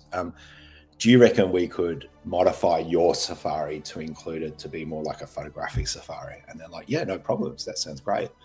And so I put it out to my database and my VIPs and just did not get any interest. And I'm like, oh, it's too expensive and blah, blah, blah. So we left it for a while. That sort of sat on the shelf. How's that? 2 helicopters sitting on the top of a waterfall in the middle of frigging nowhere. Oh my God, it is so cool. Drones, this is a drone shot just below where that helicopter was, just, unreal. This is us coming into land in a very remote part of the Kimberley called the Kimberley Coastal Camp, run by my good friends Jules and Tubbs. And you can only get here via plane or boat. There's no road that leads you to this spot at all. And so we left it for a few years, and then we revisited it. We put it out there, and we had so much interest that we had to hire 2 helicopters rather than 1. I think there's about 3 of us in each helicopter. And literally what we do for a week, starting in Kununurra, which is in the East Kimberley, is we fly around in helicopters for a week, and we literally use that as our only mode of transport. It's aerial photography the whole time we're flying, so it's approximately 20 hours of aerial photography as we traverse from one place to the next, or we just literally land at a place like this and go, right, let's do a quick hop over that, or let's fly to here and land at the top of that waterfall and take some photos there. And they can, as I said, photograph the whole time that we're flying along, because we'll either have the doors off or there's a sliding window for them to be able to photograph at the same time. Mm-hmm. And it's frigging incredible. Look at this shot. This is a place called Mount Trafalgar. Crazy. Can we land there? Yeah, why not? That's what we asked the whole time to the helicopters in the top left corner there. That's epic. Yeah, and this is taking off from that same spot, and it just drops away, and you kind of like got vertigo, right? It's crazy. It's crazy good. We've done this 3 times now, and in fact, I think the best, they're all good, but the best one we did was actually last February, where we actually did it in the raining season, the wet season. And so we came, all these waterfalls were pumping. There was no one else up in the Kimberley because all the roads are closed. So we basically had the whole place to ourselves, and we had storms going all around us, and we had rain coming out of clouds all the time. We were, traveling around. Literally what I love about it most is that you get access to places that you never would have got otherwise. So, can we land there? Oh yeah, don't see why not. Brad, our pilot, is unreal, very safety conscious though, which is what I love, because I ask him to do stuff and he goes, yeah, nah, we're not doing that. I go, okay, no problems, let's not push it. I like being still alive. Yeah, I still want to see my kids and my wife, thanks very much. So he's very good like that. Nathan, the guy in that picture who flew us on the first year, we've become such good friends that he unfortunately left the company soon after this, because his wife got a job in Saudi Arabia, setting up a lot of the marine parks. You know how Saudi Arabia are on this big push now to develop the country into tourism rather than relying on oil. So they're spending billions of dollars on it, right? And so she got seconded over there in order to set up all their marine parks. She's a marine scientist. And so Nathan's gone over there and flies helicopters in Saudi Arabia. And so he's been hassling me for the last 3 years. Come over and I'll take you flying. And I'm like, oh, I so want to. So cool. Yeah, that's the Kimberley Heli Safari. It's freaking amazing. Unbelievable. But expensive to hire those helicopters. Like they're jet rangers, long ranges. They're thousands of dollars an hour. They have to do fuel drops into those locations the season before we do the safari. So they truck it all in, leave big barrels of fuel, out in the middle of nowhere. And we just land next to them, refuel, and then take off again. But in places where you're kind of like, what's around here? Oh, there's a road that sort of comes in, and you're 10 hours away from a bitumen road, and that last 10 hours is on a rough dirt track, and they're dropping off fuel for us. It's amazing. So hence the cost, but crazy value for money. Should we say what the price is out loud? Should we actually say it? Yeah, absolutely. It's it is a very affordable. Well, the $70,000. The deposit is only $5,000, but it is $70,000. So it is what I want to know is what sort of people. Like, are there some interesting people that come on that? Like people with a lot of money? They're not generally. Yeah, it's not who you think. They're very down to earth people. They're generally people who run their own business or are semi-retired or have retired. They've, recent clients of mine have, or very good clients of mine have just recently sold a couple of businesses that they owned. So, and they're at retirement age, and they're kind of like, well, we want to live life while we still can, if we, get ill all of a sudden, what point of all is all of this money to me, I think it's so cool because they could be buying a Porsche or something, you sort of get to that age, you've done fairly well, you sell a business or something like that. You could go after things, but they're investing in an experience that is kind of a once in a lifetime. That's opened a big, not can of worms, but that's hit home for me, because I think what I got confused with, and perhaps many of us do when we're younger, is chasing that ideal, which is owning your own house, driving the nice car, having lots of material possessions. And we've had a few stumbling blocks along the way. Obviously, a marriage that didn't work out, having kids and raising kids and all of those challenges, businesses that perhaps haven't done as well as we'd like, all those sorts of things. And then you get to perhaps my age, which I hate saying, which is 50.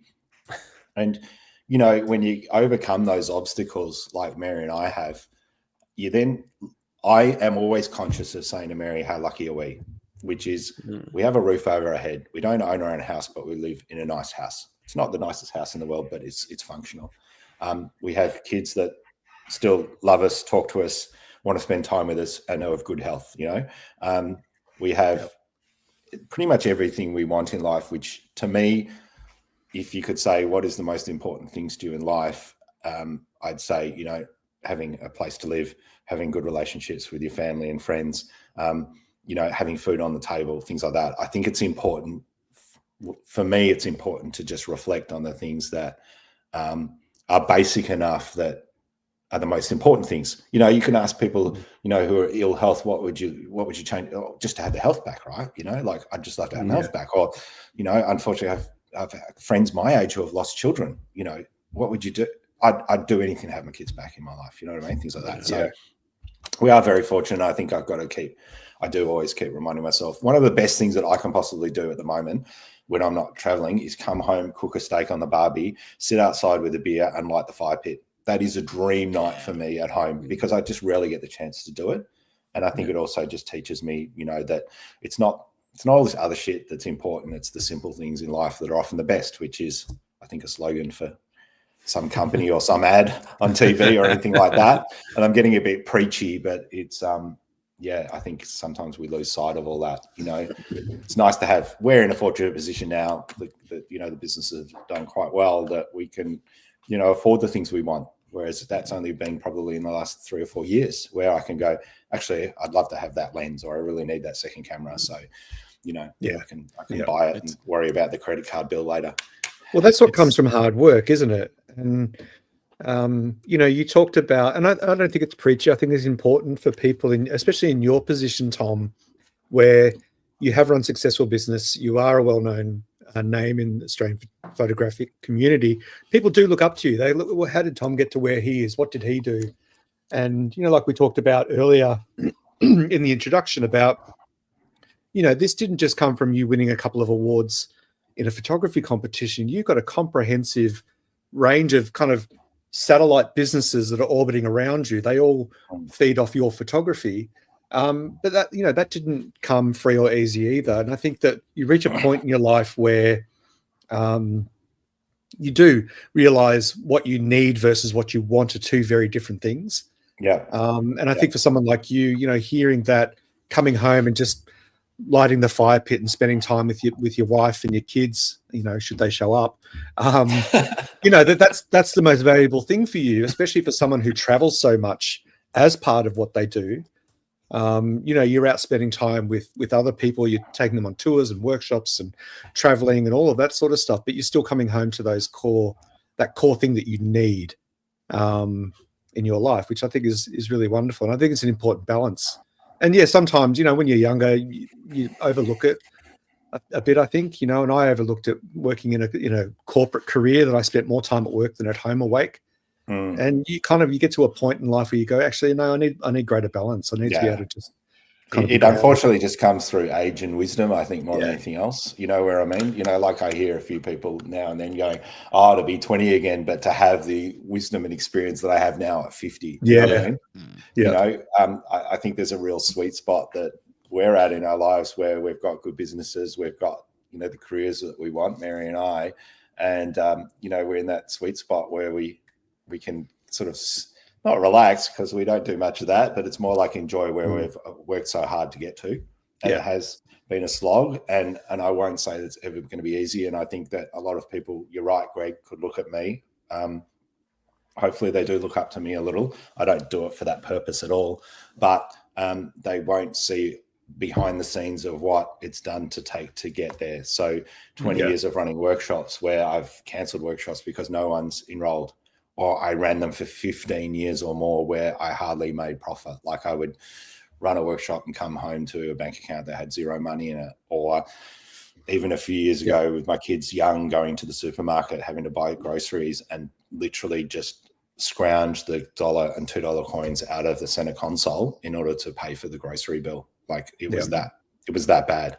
You know, so they don't see all of that. And I think it's just passion and persistence and again, I love this conversation because I think it's so important. I think it comes down to, I don't say I'm the best business person around. I've still got a lot to learn, which I enjoy that challenge. But I think that mindset of not giving in and always thinking, how do I make this a success, as opposed to, is this going to fail? So with the gallery, for example, with books that I publish, with workshops that I put on, stuff like that, failure is not an option. It's kind of like, you know, that old burning the bridges and not turning back type of thing. It's not something that ever comes into my mindset. It's always a case of, right, how do we make this successful? Even to the point where people can go, oh, you know, the elections are coming now and, you know, Trump's fucking things up and all that sort of stuff. And, you know, it's a real soft economy. I'm like, sure, we could, you know, blame it on that and then go, the market's no good and my business is going to go down the toilet because of it. Or you can go, well, what are the forces that I can control? What are the things that I'm not doing well that I could improve on? Like, you know, learning more about how to advertise online, or, you know, upping my skill set in X, Y, and Z, because I can control those variables and I'm not maximizing those yet. So therefore, let's work on that. Let's lean into that. Yeah. So I think that's what's made me relatively successful over the years, is just that never-ending pursuit of learning to be better.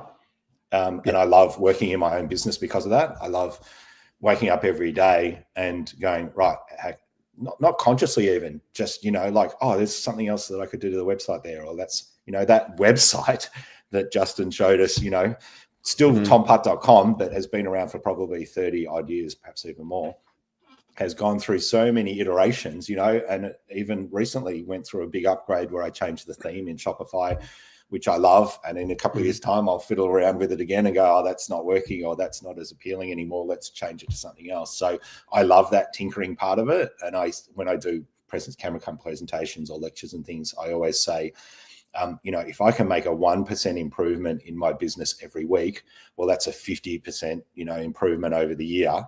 And therefore, hopefully it's, you know, it's better again next year, etc. So, you know, I think we tend to underestimate how much change we can make over that period of time just by making small incremental changes, you know, each and every day or every week, for example.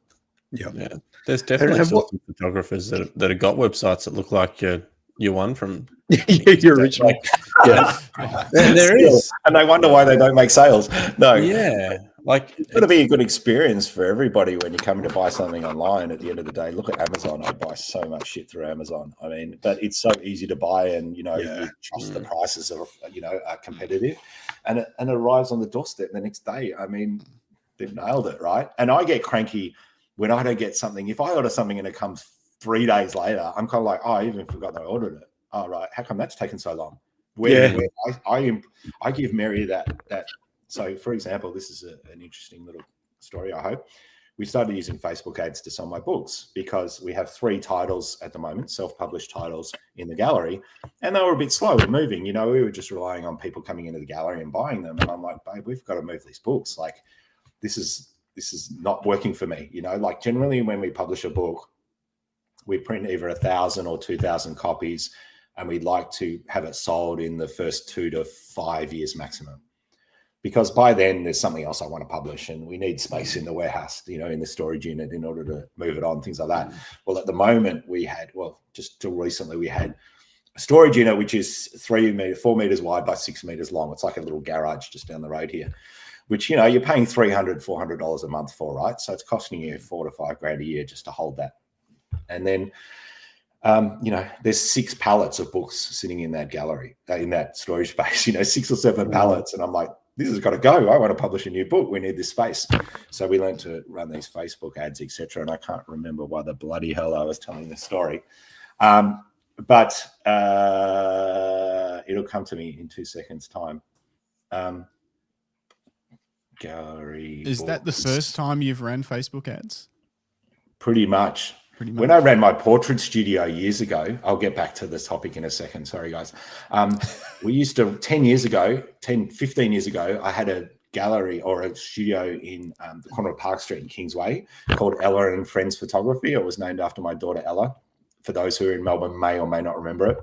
I know it. I live around the corner from there for a while. There you go, Greg. We used to run $10 ads a day. So we used to spend $70 on Facebook ads calling for people to have their dogs photographed. And we would generally get 1 client a week from that, which would spend something in the order of about $900 with us. So we're spending $70 to get $900 back. It was such great return. I love the fact that we were running ads all the way back then.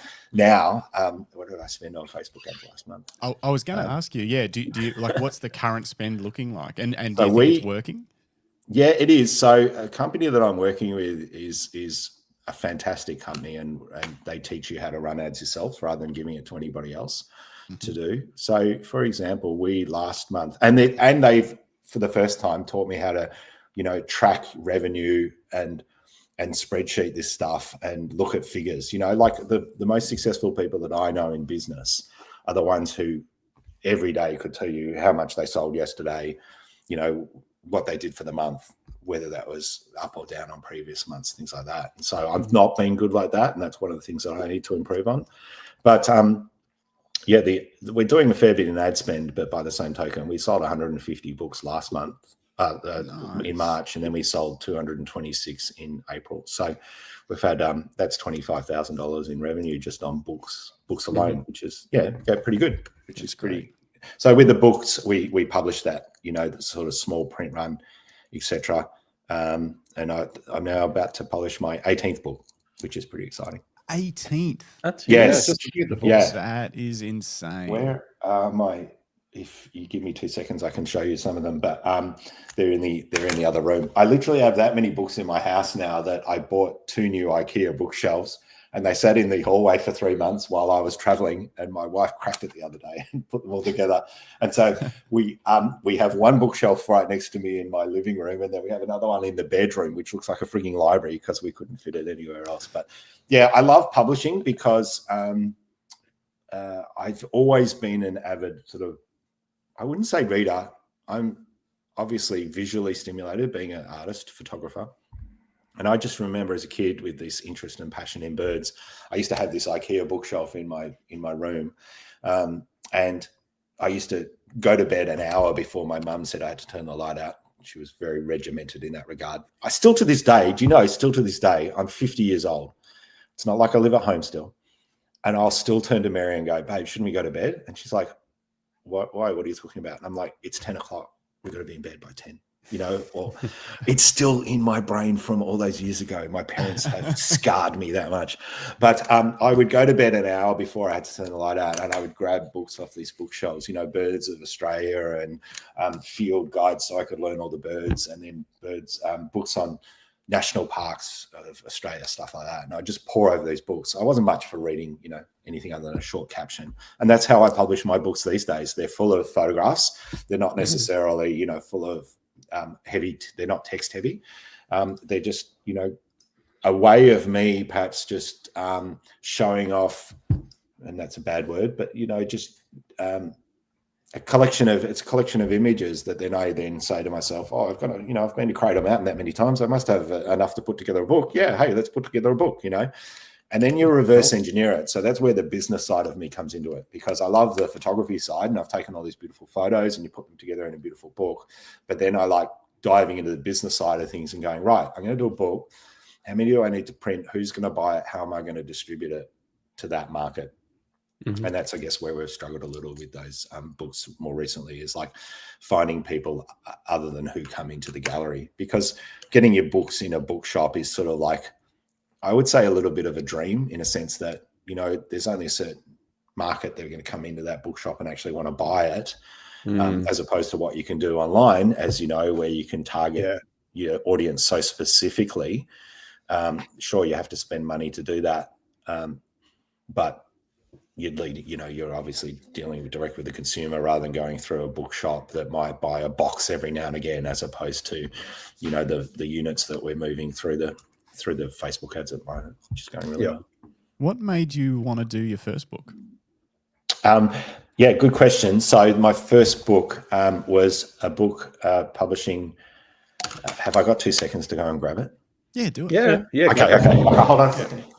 Just while Tom stepped away, just to remind everyone watching and listening along that this is the Camera Life podcast, episode 74. It's the 1st of May. Welcome if you've only just recently joined us. Be sure to subscribe to the channel, hit the bell so you get notifications for upcoming episodes, and leave a comment. Let us know what you think of Tom's story so far, and if you've got any questions that you'd like us to ask Tom, or you want to ask Tom, please jump in. Yeah, it's been a bit quiet in the chat. I think everyone's just been listening intently. Yeah, it's so good at telling stories. But they've fallen asleep. Oh my god, they've fallen asleep.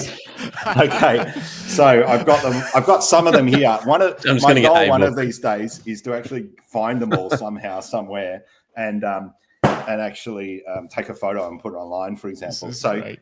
Dennis says this is the human Wayback Machine. That's it.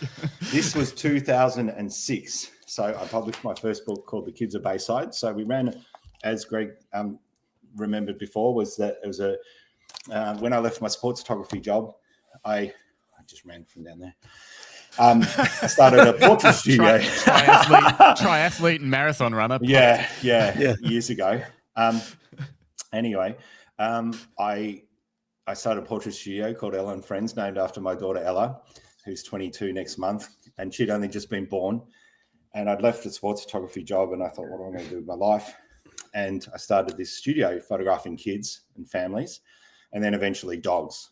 I'll get onto that in a sec. So Tero Said, who I don't know whether you know of, who's been in the industry, portrait industry for years, mentored me. And he said, one of the ways that you can generate some sales is by running this sort of project whereby you ask for a small $75 sitting fee and you donate that to charity.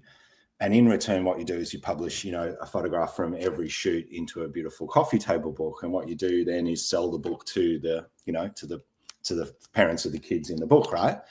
And so I said, oh, that sounds like a good idea. We generated, I think, 200 shoots out of this book.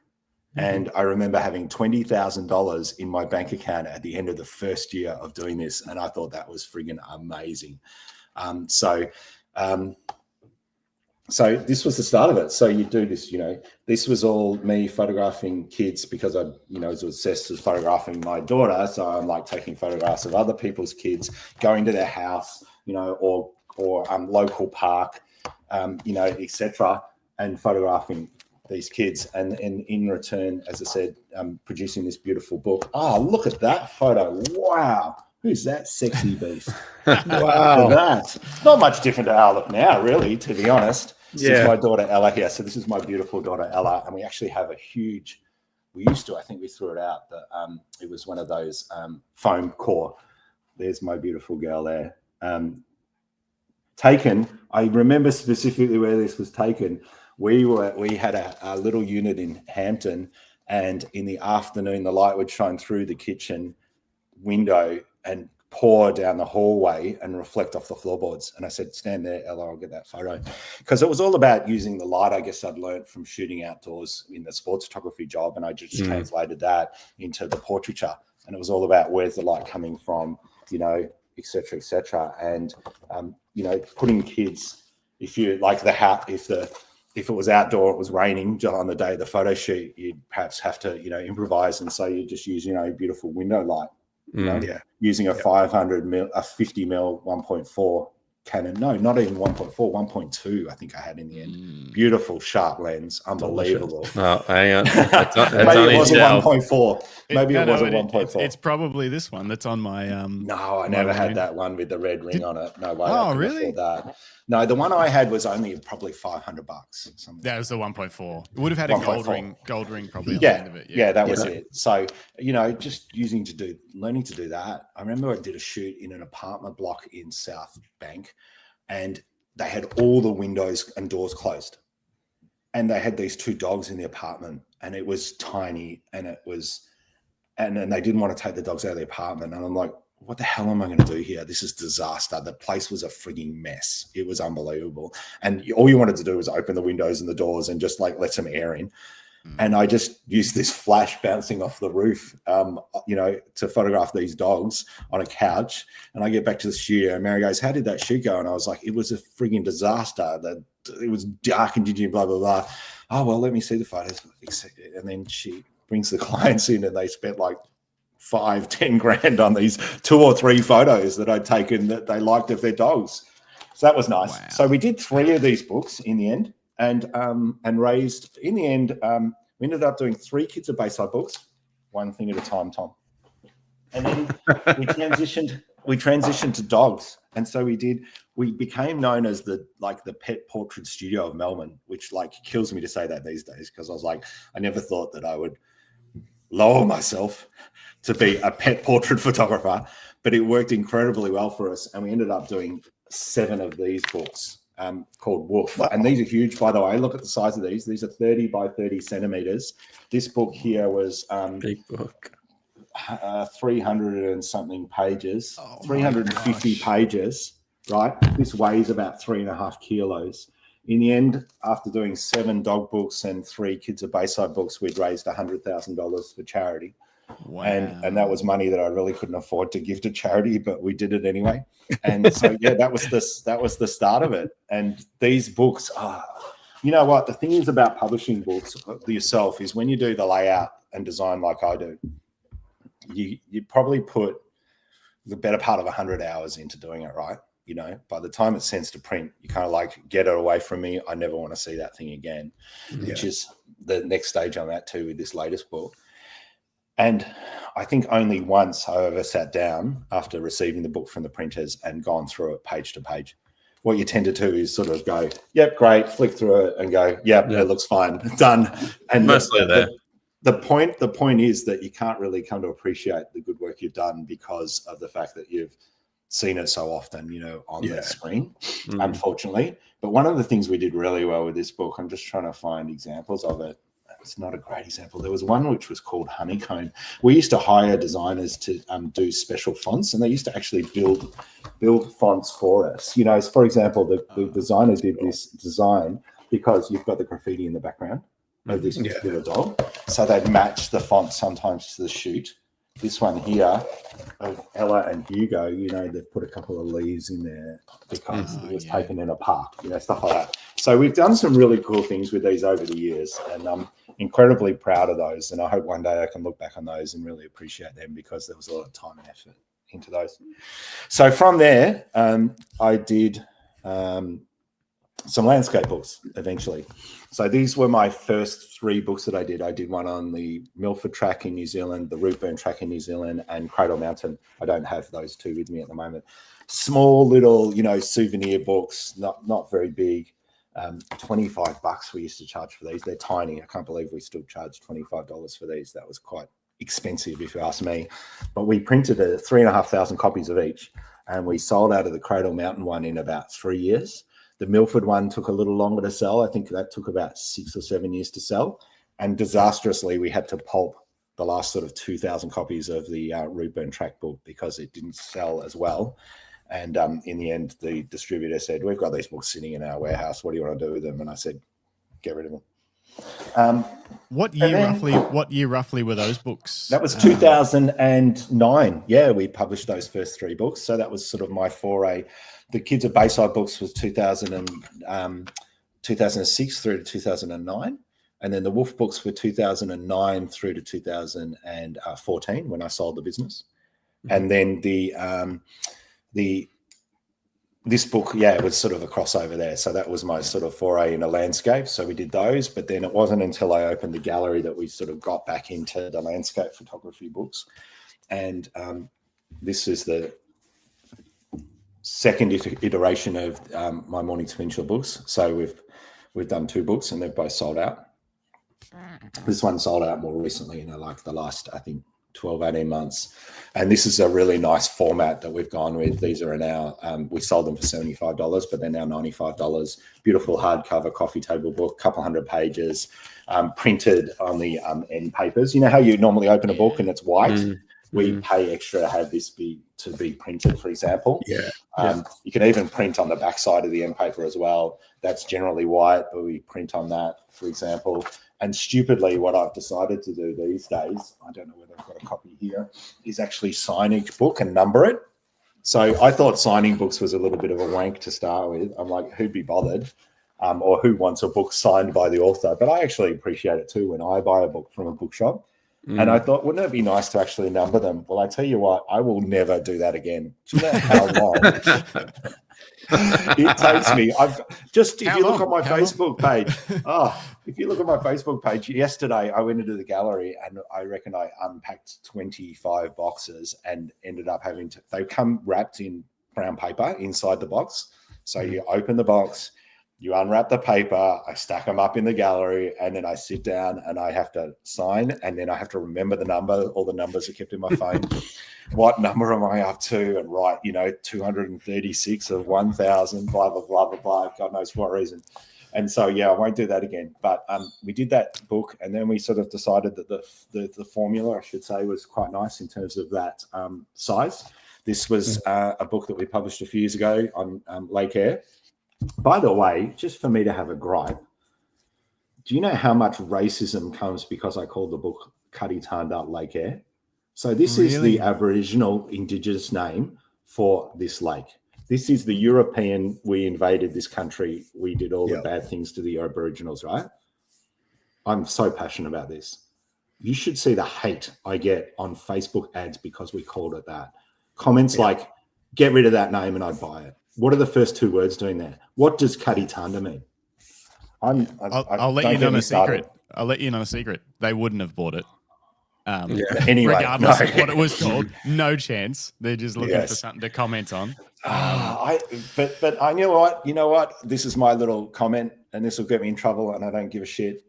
Australians like to think that they're very welcoming, that we accept everybody.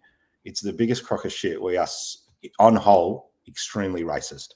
So I'm just going to put that out there. From what I've seen, I think it's disgraceful. We've got a lot to learn. So that one's selling reasonably well and really well online, which is good.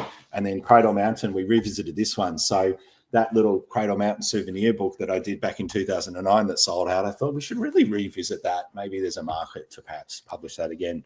But I thought to myself, a lot of the photos that were in there was from, I walked the overland track twice, and I visited many times Cradle Mountain itself, but the whole track, the overland track, I'd only done twice. And I'm like, I really don't want to walk that track again, right? It's nice enough, but it's not that great.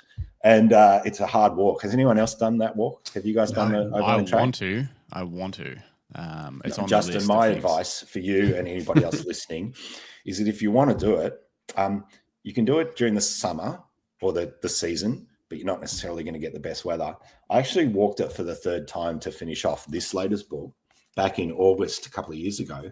Had days like this, sunshine for every day I walked it except the last day, where I chose to not take the ferry across Lake St. Clair back to the visitor centre, You can take a ferry back and it saves you 15 Ks. I stupidly walked the last 15 Ks because I'd never done it before. And it rained the whole time that I walked that last 15 Ks, which was terrible. But that's okay. So I would do it actually in the winter. It's amazing. Really? You don't have to book.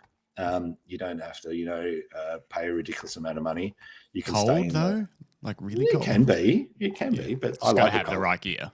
Yeah, have the right gear. Don't do it by yourself like I did. Perhaps do it with a few other people. Makes it a bit safer. Yeah. And you can stay in the lodges as long as you want. Like if you book during the season, you stay one night, you move on. Whereas if you go in the winter, you can have the whole lodge to yourself, and a bright sunny day sitting in the window watching the world go by, reading a good book, with a glass of wine if you want to carry it, and enjoy the serenity.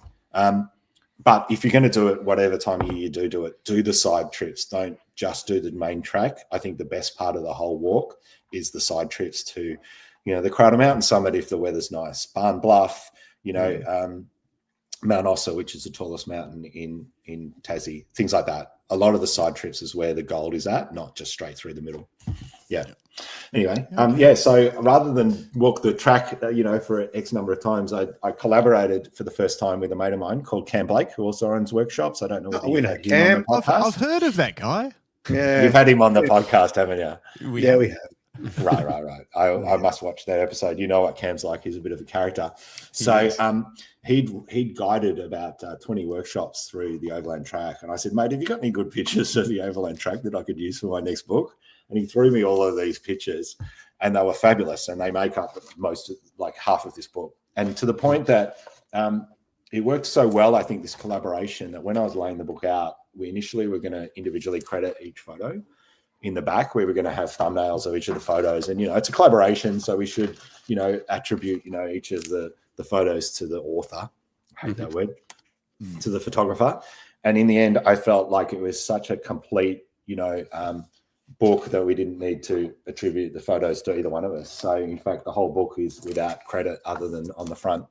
So you don't know whose is whose, so to speak. And I think that's what makes it work so well, is that our styles really complemented each other well and looked very similar in that regard. So, really proud of that one. That's selling really well. And then who got the cover? That's a great question. It's a great question. Guess what we... Yes, exactly. So... AI. Couldn't decide. Guess what we did? I've never done this before. I said, rock, paper, scissors. Yeah. Cam came up with an idea. He said, can we split the print run? Can we do 1,000 with your cover and 1,000 with mine? And it's exactly what we did. This is my cover, which is this nice silhouette. He's got this beautiful early morning shot of Cradle, blue skies, clouds, etc. But similar photo, but of Cradle Mountain, but it's a nice blue cover. I've got the pink cover. Yeah, so we split the print run. And the printers importantly... Go on. Which one's selling better? We can't answer that question as yet, because he took, as part of the arrangement, what he did is he took his 1,000 copies down to his place in Hobart, and he's been distributing it through all of the retailers down there. So, and we've been selling it really through the comparable. Gallery. It's hard to compare. So the only way to do a proper comparison, we need to make a Facebook ad for each book, and then run them the same side by side, see which one sells more. Then we know who's the better photographer. Well, there you go. I might actually do that and see how it comes out. Thanks for that. Have collectors actually bought both just for the sake of having both copies? Both that covers? Is another great question, and they have.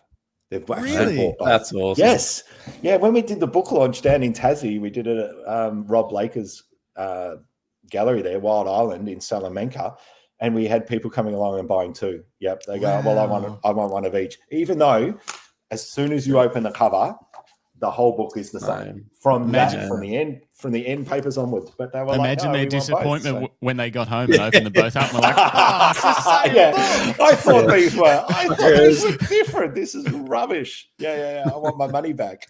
Speaking of collectors, our friend Glenn Lavender from Creative Photo Workshop says if you can find a non-signed book, they're actually worth more. That's it. Is that Glenn Lavender? Oh my god! Yes, you've obviously had him on the podcast. Yeah. We have. He also has commented here, just looping back a little while. He mentions someone who volunteers to photograph kids deserves a medal. or a straitjacket. Interestingly, don't they say never work with kids or animals? Children or animals. Yeah, I did both for many years. Tell us why. What I want to know is, so basically, sounds like you built quite a cool business, an iconic portrait and then pet photography business leading up to when you sold it in 2014. But you started doing these landscape photography books in like 2009, 2010, somewhere around there. So there was this kind of crossover trajectory. Was it what led you to the sale of that business? Great question. There were a couple of things. You know how at the start of this conversation we were talking about, being challenged by the work that you do, and ticking boxes and learning pretty much everything there was to learn. I had sort of morphed my role in that business, Ella and Friends, so many times that I got to the end and I went, I don't think I can. What is Damien, the coach of Gold Coast? Damien said he used to be the coach of Tigers. I'm having a mental blank. There. We can only cook these sausages so many times. And he said, I've done it 1,000 times, and he couldn't find another way to do it. Do you know what I mean? And I just ran out of motivation, and the business had got into a bit of a hole whereby Damien Hardwick, thank you very much. It's mental blank. I need more coffee. There was sort of only so many times I could have sort of reinvented my role within that business. I started off, I grew it organically from nothing, right? When I started in 2003, I was literally going to the mums groups, because I wasn't working. My wife was working, and I was going to the mums groups every Friday, and I was basically sort of handing out flyers, would you like your kids photographed type of thing. So I grew it from scratch and then built it to this very successful, but with large overhead business in Park Street and Kingsway in South Melbourne there, where we were paying $120,000 in rent a year. And that was 15 years ago. So it was huge. Like it was 10 grand a month, multiple staff, et cetera. And I just went, no, I don't need this anymore. Sold the business, thankfully sold the business, because we sold it for 6 figures. We sold it for quite a nice sum of money. But it was just a nice to have that sort of burden gone, that monkey off my back, so to speak. And I kind of felt like it had run its course. It was probably one of the hardest things I had to do was tell my daughter Ella that I'd actually sold the business. She was devastated because it was named after her as such, and it still exists to this day, I believe. I was going to ask, so the guy bought it. The guy bought it, and then he ran it for a little bit of time in that Park Street complex or studio, and then he took it to being a home business. And I still think to this day, I try not to Google it because I don't want to be good at my friends. He still to this day, I believe, does the books. Like Dogs Wanted, you can see it. Apply here, Wolf Book. Wolf 13, they're up to now. Wow. There you go. Yeah. So he's doing the books as well. Still doing the books to this day. We taught him that. He's still using the same logo, which is amazing. Things like that. Mary keeps in touch with this more than I do, but we sold the business. We sold the intellectual property to him. What was the question, Justin? Oh, I don't know. Why did I sell the business? Basically, what led up? And there was this new sort of passion in landscape photography and books forming. Obviously, did that influence it at all? Yeah, it did. It was kind of like, all right, I just want to do this landscape photography gig full time. And, interestingly, just from a business point of view, I would have loved to have made a business in landscape photography well before then, and own my own gallery. Like I walked into, how did I get into that? Good question. I walked into Ken Duncan's gallery in South Bank back in 1998. And I don't know whether any of you remember that. Yeah, I remember it. I was, great. Yeah. And how good was it? And I walked in and I just went, oh my God, this works amazing. I was already into landscape photography. Day one, I was really into landscape photography. It was a draw card for South Bank. It really was. It was a beautiful little gallery. And you'd go to Wolfgang Puck and then you'd go there to have a look. And Correct. And South Bank was really pumping at that time too, wasn't it? It was the place to go, And I walked in and just went, oh, right, okay, like this penny dropped. I was like, up until then, my mindset had been, if you want to make there's no one makes a career out of landscape photography, and the only ones taking landscape photographs are the sort of the keen diehard bushwalkers who just happen to carry a camera with them. And if you actually, one of my favorite things to do is to go into op shops these days and get out books from the 70s and 80s on national parks of Australia and pour through them and just go, oh my God, how shit is this photography? I mean, at the time it was great, but poor quality cameras, poor quality film. They just happen to climb a mountain and get there by midday. So let's take a photo, and that's the only photo that exists of that from that spot, right? Like, how far have we progressed these days? The quality of photography is insane, as we know. And so with that, I walked into Ken's gallery and I went, oh, right, so you can make money out of this. This guy's selling prints commercially. This is interesting. And that's when it was just light bulb moment. Oh my God, I want to own my own gallery, and it only took me 20 years to get there. But I really loved his work and Peter Lick's work as well. And Justin, I want to find. Have you been to a Peter Lick gallery? So from there, that's a good segue. From there, I was like wanting to go to more of Ken's galleries, and every time I went to a location or a town where Peter Lick had these galleries, I'd go. So Peter used to have galleries. He started with his first one in Cairns. That was his flagship one. I remember walking in there in 1998, and it was huge. It had this sort of double entrance, and then the reception just immediately to the left, should I say, desk. And then it seemed to be huge. Maybe it wasn't that big, but it had many different twists and turns, and the photography was amazing. And then he had one in Noosa, and then he had one in Port Douglas, and then he had one in Sydney. So in the sort of late 90s, early 2000s, he had 4 galleries going, and he would open them at 10 a.m. and he'd close them at 10 p.m.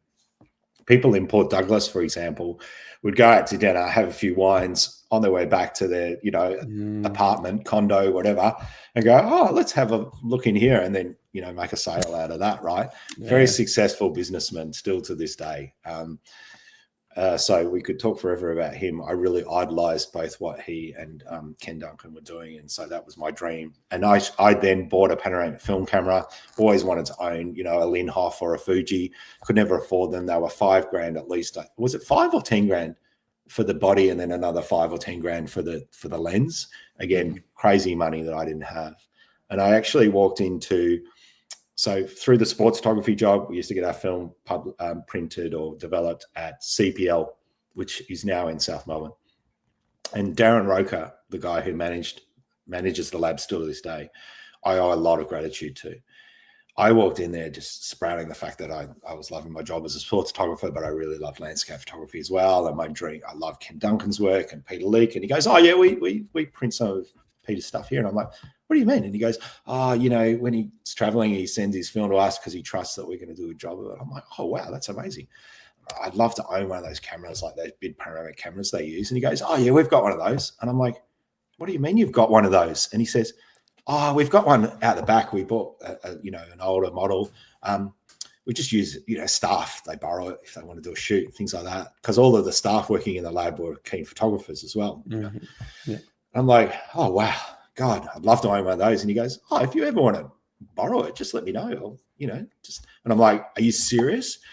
And for the first 3-4 years that I shot panoramic film, he would lend me that camera and was supposed to charge me for it and never did. He was just like, if it's free, if it's available, I'll give it to you.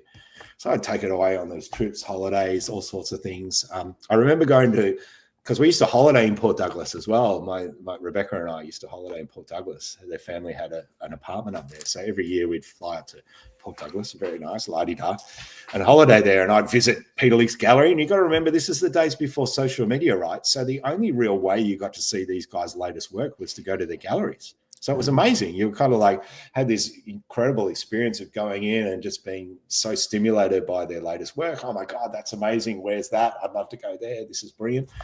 And then I just borrowed this film camera and went to Mossman Gorge for the very first time with the camera. And I just remember thinking to myself, I just want this first photo to be iconic. I just want to look back on it in years to come and go, I had no idea what I was doing, but that was a damn good photograph for the first one I took. It is shit. It is so terrible. I took it on this overcast day, and the shadows are really dark, and then the sky is really nondescript. And I was really very much on my training wheels. In the end, I think I shot. So I borrowed that camera for about 3 or 4 years. And then I went to the Sydney Olympics, as I said. I could rabbit on for days, just cut me off. And Greg, who shot with me at the Olympics, says, remember that panoramic film camera I was shooting with at the Olympics? He was working in the School of Photography out at Monash, Clayton. He said, the guys here have decided they don't want it anymore. They're going to sell it. Do you want to buy it? I'm like, oh my God, do I want to buy it? And it was like $3,000. So I'm spending $3,000 rather than 10. And so I bought that. And so I used that for another 10 or 11 years after that. And so I shot panoramic film up until about 2014 for about 16 years. I still have a box of every single photo I took in the garage.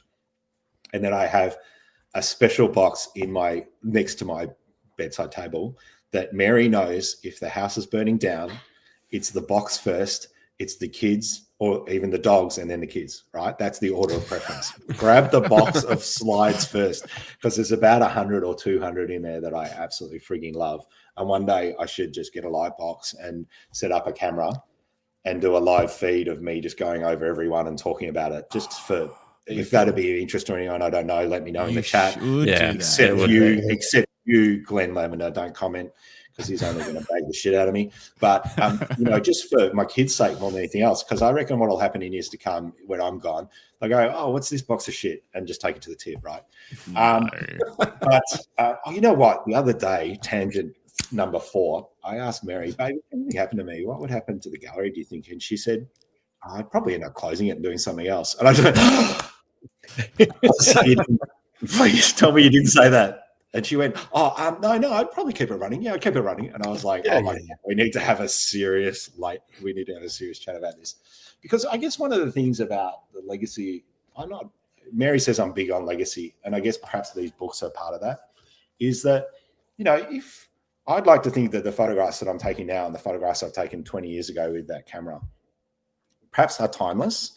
Hopefully the style in photography hasn't changed too much that they seem too old school, but I'd like to think that in years to come that Mary would continue to sell that work because it wouldn't be necessarily out of date. I know Peter Java. Did you guys know of Peter Java? He was kind of like one tier down from Peter Leak. He used to have a gallery across the road in Cairns. Peter did a lot of great work in the 70s and 80s up in Darwin. He was actually running, I think, a film lab up in Darwin, and he would go out and shoot first of all of those many beautiful, wet season storm photos. He's known for his iconic storm pictures with lightning coming out of them, stuff like that. Google Peter Java.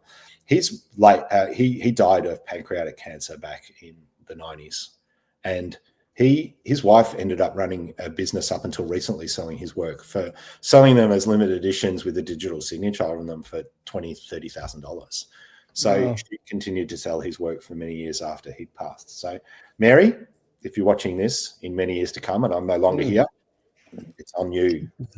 Well, it worked for Picasso. It worked for many famous artists. Look at Van Gogh, who hardly sold a painting while he was alive, and look at it. The rest is history. Things like that. Yeah. So the gallery thing that I shot, I think I estimated $40,000 worth of film and processing through that panoramic film camera. One of those beautiful 617, film cameras where you've got 4 pictures per roll on 120 roll film. And I'd go to the lab and, often you'd use the same roll to shoot all 4 frames, because you could then clip the first frame. Does everyone know what I'm talking about there? No. Film days. You'd take the film into the developer and you'd process just you take it into the darkroom, you'd unwind the film, but you just cut the first frame basically. So you're cutting the first frame in half, and then you develop just that first part. And that way you could then tell whether your exposure was correct or not. And then you could process the rest of the film either at 0 or under or over. So it was basically like using exposure compensation after the fact. Yeah, you'd end up shooting the whole 4 rolls or 4 frames on the same roll, so that you could afford to waste that first frame, and then you'd have 3 other frames of the correct exposure. This is obviously or digital. Now, if you're still using that camera, and what I did for a number of years was that I would shoot those 3 frames or roll, not even shoot the whole roll, but use the digital camera to get the exposure right. and then process that, transfer those settings across to the film one so that you didn't screw up the whole roll, or you didn't even have to click the frame. You could just go, I can shoot one on that, and I might shoot another one or under or over, etc. Yeah. So I shot that film camera for many years, trying to emulate the likes of Peter Lick and Ken Duncan. Yeah. So I have been into many of his galleries, just to ask you a question. He's closed them all now. He closed them all back in he moved to the US in 2003, and since then has only operated galleries in the Vegas and the US. He's got about 10 or so and sells millions of dollars of art every year. That's insane. Through dodgy practices. Oh. No, did I say that? No, I didn't say that. That's another topic altogether. We could do another whole podcast just on selling art and the value of selling limited edition prints versus open edition prints.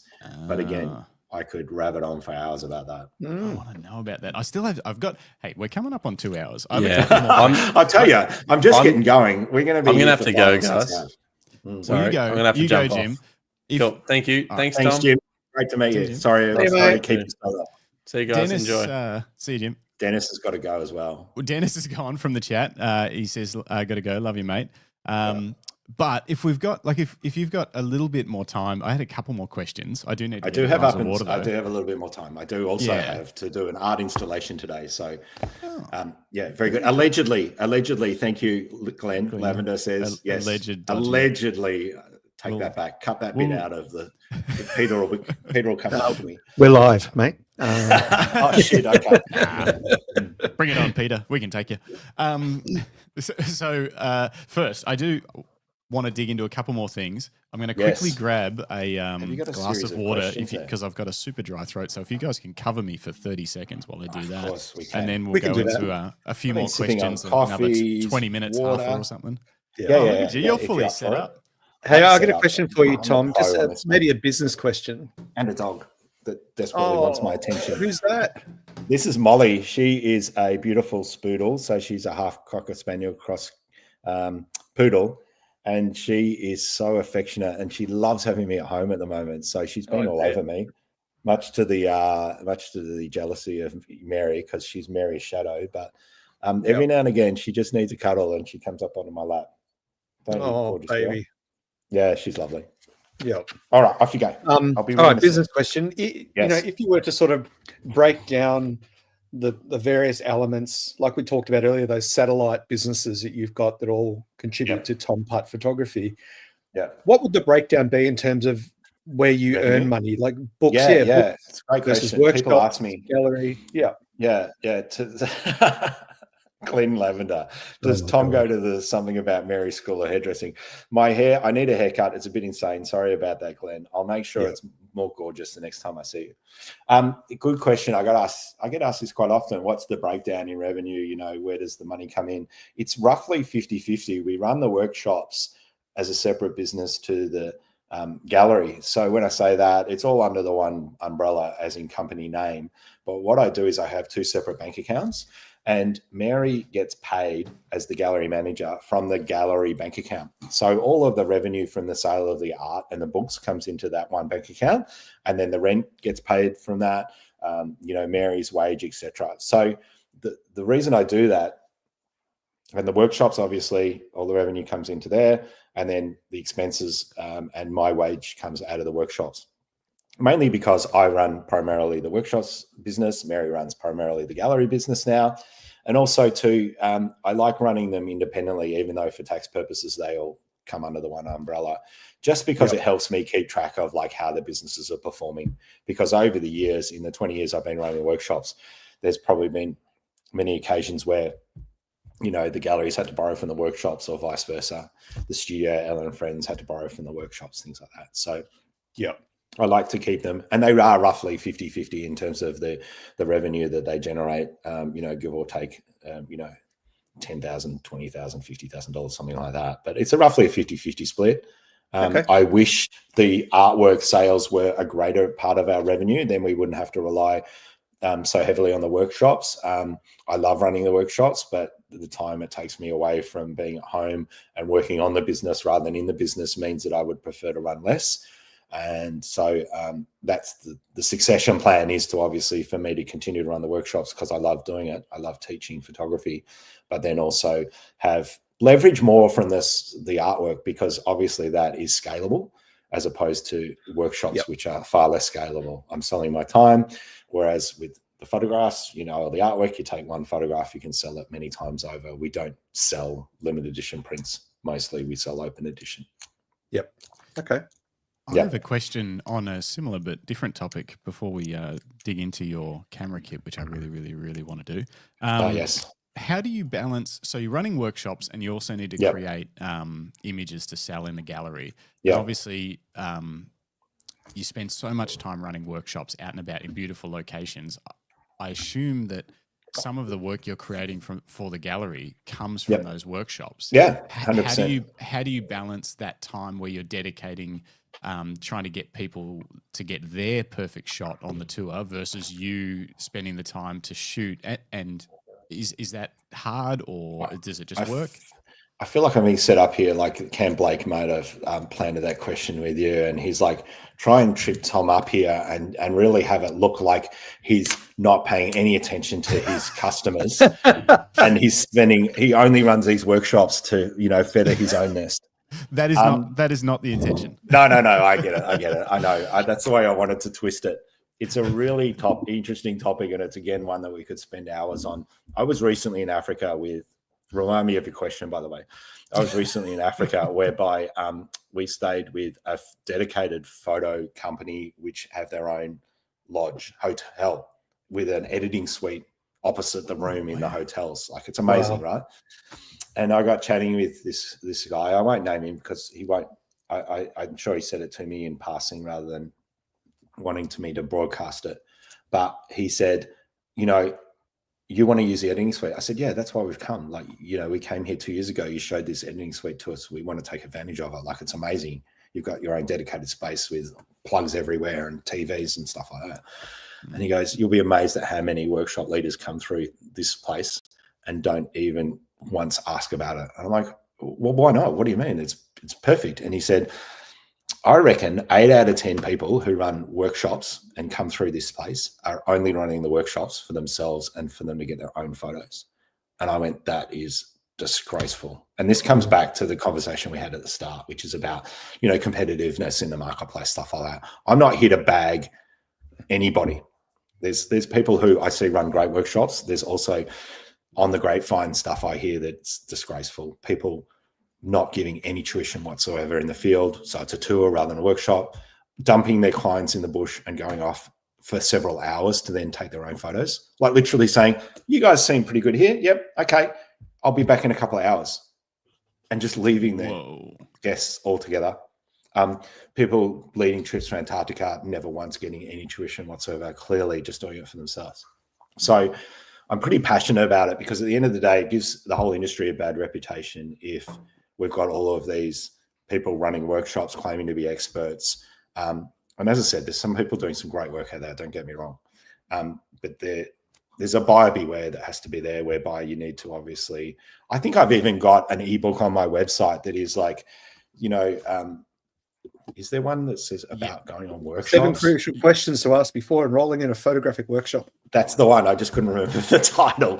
I sounded very vague on that. That was written during COVID. All of those ebooks were COVID projects. Holy crap, I'm bored. Photographic checklist. That's like 100 things to do in photography if you're bored. One even about how to get back your mojo, regaining your mojo. They were all COVID projects. Most of these ebooks are free too, guys. So yes, they are free. You know. So jump on. And even the ones that I charge measly $7 for, like the Beginner's Guide to Shooting Landscapes, and the one about the drones, there's quite a bit of information on there. And it's essentially what I teach in my 1-day workshops for landscapes and what I teach in my 4-day workshop for drones. There's a lot of good info in there. And in fact, the other one that I don't have on there that I must put back up is one on wide angle lens photography, which I wrote just recently, that has good info in it, but it has 70 examples with 70 different stories relating to each photo about how I use the wide angle lens in order to take that photo. Really highly practical. Like, I'm really happy with that book. And I love doing those books, and I must do more of them because I can write quite well. It's just me taking the time to write them as well. So getting back to workshops and using my own gear, etc. I've even seen a workshop leader who's quite well known in the industry, who's been running them for almost as long as I do, say X does not use his camera on these workshops. He's purely there for you, which I like. I like the sentiment, but I could never teach anybody photography without taking a photo myself and saying, this is what I mean. You know, I can verbally, it's fitting a square peg in a round hole. We're artists, we're visual artists. We need to see the photograph before we can perhaps understand what that photograph should look like. You could explain it 100 or 1,000 times and still not get it. So for me, constantly got my camera in my hand. Hey guys, what you want to do is you want to get over here. You want to do this, get down like, bang, bang. You see like that. And they go, oh yeah, no, they're over my shoulder the whole time, which is absolutely what you want to be. Like you want to be seeing examples of it so you can then relate to it to then take your own photographs as well. So I'm big on that. I'm passionate about photography, so I'm always going to take photographs as well. And I'm standing side by side with them. You know, why wouldn't I at the end of the day? You know, so a lot of my content that goes onto my website and into the gallery walls is, from workshops themselves. Absolutely. Yeah, I'm not going to shy away from that. I take my camera on a workshop so I can teach you photography, guys. But, you know, I won't launch a drone, for example, unless I get permission from everybody else. Because most of the time, unless it's a drone dedicated workshop, which we now run, I'm going to say to them, hey, guys, is everyone cool? Great, we've been here for an hour. Does anyone mind if I get my drone up for 5 minutes? And they're like, no, go for it. Shit, unreal. And then they're looking over my shoulder and they're going, oh, wow, that looks amazing. I should get myself a drone. You know, things like that. I'm very conscious of making sure that I take care of to me, this is going to sound crazy because those people who are looking going, Tom charges a lot for his workshops. How ridiculous, perhaps. If we have a money back guarantee on our workshops, it's advertised on the website. I was going to say we don't advertise it. We don't really need to advertise it because at the end of the day, no one does ask for their money back. But if somebody came to me and said, I really didn't get a lot out of that workshop and you promised this, but you really delivered that, I would be absolutely mortified.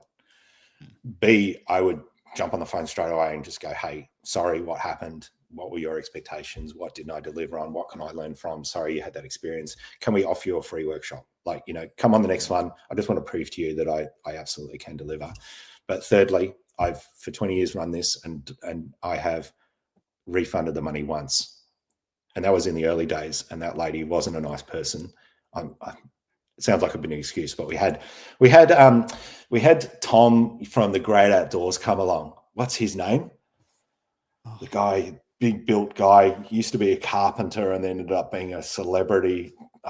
Come on, Glenn Lavender, you should know. You know, ripped his shirt off and Dancing with the Stars, things like that. He came along on one of our trips down the Great Ocean Road and did a piece on the Great Outdoors for us, like in the early days, 2007. It was amazing, and she got her nose out of joint because she didn't get enough airtime. She didn't say this, but we put two and two together. I went, oh, she didn't get enough airtime. Sorry about that. Refunded her money. To me, it's not about the money when I run these workshops. Sure, I get paid well for it, but I feel I can justify that. But to me, it's all about client satisfaction. That's not his surname, Glenn. Secure. No, Tom Williams it was. His name's Tom Williams. If you want to know what I'm talking about, and this is well before your time, type into Google Tom Williams Dancing with the Stars and you'll see. Right. He came along on one of our workshops. I actually can't find the video. Like they burnt it onto CD for me and I can't find it. See who can run a CD these days, things like that. I wish I could find that footage because it was pretty good. It was a pretty good segment. They did a really good job of advertising our business really well. Anyway, to me, I do always have the camera and I like teaching that way. That was a very long-winded answer to your very simple question. Do you use a camera on your workshops? Yes. I think it's Shut up, Tom. I think there is obviously a balance there. If you're just there shooting your own stuff and not paying attention to anyone else, people are going to feel like they're not getting any tuition and they're not getting the photos. But there is also something really enjoyable about seeing what someone with probably better, but even if say different skill set than what you have, seeing how they approach whatever it is that we're approaching as photographers in a group. Like when I've done workshops with other photographers, I like seeing what they get, what images they get, and I like them. So say if 100%. later on, so you know, I've done workshops with Richard Taddy, not recently, who's a like a nightscape photographer. Yes, I know And Richard. he spent most of the time helping everybody, like 95% of the time helping everybody. But it's still cool as well. Then he'll do some shots, and then when we're doing the editing or whatever, he's like, and this is what I got, and this is why I took it this way, and blah blah blah. And that is actually, I think, an important part of the learning process is seeing how you do something. It's not, learn from somebody else. Exactly. It also adds credibility. You know, it also, you know, someone's paid you this money, and you're, what's that term about, you know, walking the walk, and what is it? Talking the talk and walk the walk. Yeah. So you need to be able to do both. And I agree. When I do street walks for camera clubs and other groups, I've always got my camera in my hand the whole time. And I'll be walking and talking with people and talking about settings or looking at stuff. And I'll say, hang on a sec. I'll stop and grab a shot. And we'll do that with each other. We'll kind of watch what everyone else is doing. And you learn. You do. You learn from one another. Yeah. You do. You know, like with this, we had a joke on this most recent workshop we did where I attended up in Queensland doing this bird photography, where we were like, oh, Laurie hasn't got his camera out. Clearly this isn't a very good photo, you know, and we're all snapping away. The leader hasn't got his camera out. So therefore, how good can it be? But, you know, and again, like if the leader's got the camera out and they're shooting pictures and going, oh, how cool is this? You know, it must be pretty cool, right? You know? But you learn from that. You can visually see what they're shooting, things like that. And and it's just an important part, I think, of teaching photography. David asked. David from San Francisco says, what would the number one thing you teach on one of your, what would the... what's the number one thing what's the number one thing you teach? That I consistently teach. I think I understand this question. It's a great question. And I'm not heavily technical in terms of photography. Like I will tell you the numbers and I will explain what those mean. But at the end of the day, I kind of don't want to bamboozle people with photography either by getting overly complicated and them not understanding what I'm talking about. So I'll give them sort of set and forget numbers where you might say, hey, let's all shoot manual. Let's go at f16 because that's going to get you maximum depth of field. Let's shoot on auto ISO or even 100 ISO because there's plenty of light around. And then you'll probably be 60 at f16 and, you know, let's play with that for a bit. You know what I mean? Or you might be on aperture priority with an auto ISO. So let's let the shutter speed do its thing. Okay. Things like that. Where I think I can add the most value when I'm teaching photography as well as teaching editing photography is the experience that I can bring after all these years of saying to people, hey, check out this composition here. This is perhaps not something you would have seen immediately from being here, but I reckon if you got down low here and you introduce this here and with your wide angle lens, go super wide and get in really close to that. Look at the effect that has versus taking this standard shot. Do you know what I mean? Yeah. I think that's where leaders like us can provide the most value. Sure, we can teach the technical side, but you can watch that on YouTube or you can probably go on any workshop and hopefully learn that. It's the vision that I have. And that's what separates, I hate saying it sometimes, you know, I used to say amateur versus professional. Let's say the less experienced versus the more experienced is when you get out on location, you can see that shot, and you've probably exhausted all possibilities versus somebody who's less experienced who might just take the one. So that's where I feel I add the most value when I run a workshop is the art of seeing, which is a whole series of workshops I ran last year, and I've rolled that in, incorporated into all my workshops. And I was probably doing that for many years anyway, but I've labeled it as the art of seeing. And Glenn said it there, learning to see things is huge because that's where we can add value. Glenn and I, with our experience, for example, can then, you know, go to a place like India, anywhere else and go, I've been in this situation before. I know what to shoot here and pass that on to your guests. Yeah. That's and for the processing side of things, just to continue on with that example, where I add the most value when I teach Lightroom and Photoshop, for example, is by not only just showing you how to use the tools, but then you give me a photograph and I can absolutely tell you where to take that photograph in order to make it better. That's where people fall down. And I've been in that situation before without my experience. I just used to look at photos and just go, I don't know, it doesn't look that great, but I don't know what to do to make it even better. I couldn't see what the final image should look like. Yeah. And I think that's where I can add the most value to my editing workshops, for example, also. Yep. You were going to talk gear, Justin. I do. I know we're close to the end of the show, but I do really want to know what. No, we're going to have a part B here. I've got through like 10% of my content here. Well, I've got so much more to cover off, really. Have me back. We'll have you back. Yeah, all the way to part C. Might have to make it a regular thing. No, if you like. If your guests would put up with me, how many people generally watch the podcast or listen? By the way, live is usually somewhere between 10 and 20 because we're during the day. A lot of people actually have jobs. People have ridiculous jobs to go to and things. But then later on, it just keeps ticking along. Plus, we also, for those of you listening, we're on. Like Spotify, Apple Podcasts, people can listen back later as well if they don't watch the show. They get a ton of views too. So it's a slow growing thing, but we're going places. You do this like once a week or once a month or we do. Yeah, twice a week. So weekly interviews on Thursday mornings, and then we do a weekly Monday night random show where we try and get guests like you back to just talk shit about the camera industry. Why did you have me on Thursday mornings, mate? You should have had me on the Monday nights. We've got to get you on the Thursday morning first so we can get like all the stuff out of the way. Who's Tom? What's he do? Yeah. Then we get you on Monday night, and then we're like, all right, this camera just got released. How terrible is it? And you're like, oh man, it's terrible. And then that's the show. Yeah. Okay, very good. Basically, very good. Right. And we just a bit more interaction. We actually usually get maybe more viewers on the Monday night show live, maybe because it's on Monday night. Because it's on Monday nights. Yeah, but the interviews usually get more views later on. So right. Glenn says, I want to see Tom shit talking. I think it'll be great. No, he does a good job of that. You know, the worst thing you could do is actually get Glenn and I on the same podcast together. That would be let's lock that challenge accepted. That would be bad. You actually have your own sort of sporadic podcast with Matt. Correct. Sporadic podcast with Matt Cummins. Yes. Yeah. I need to try. And, do you guys put that on YouTube at all, or is that just audio?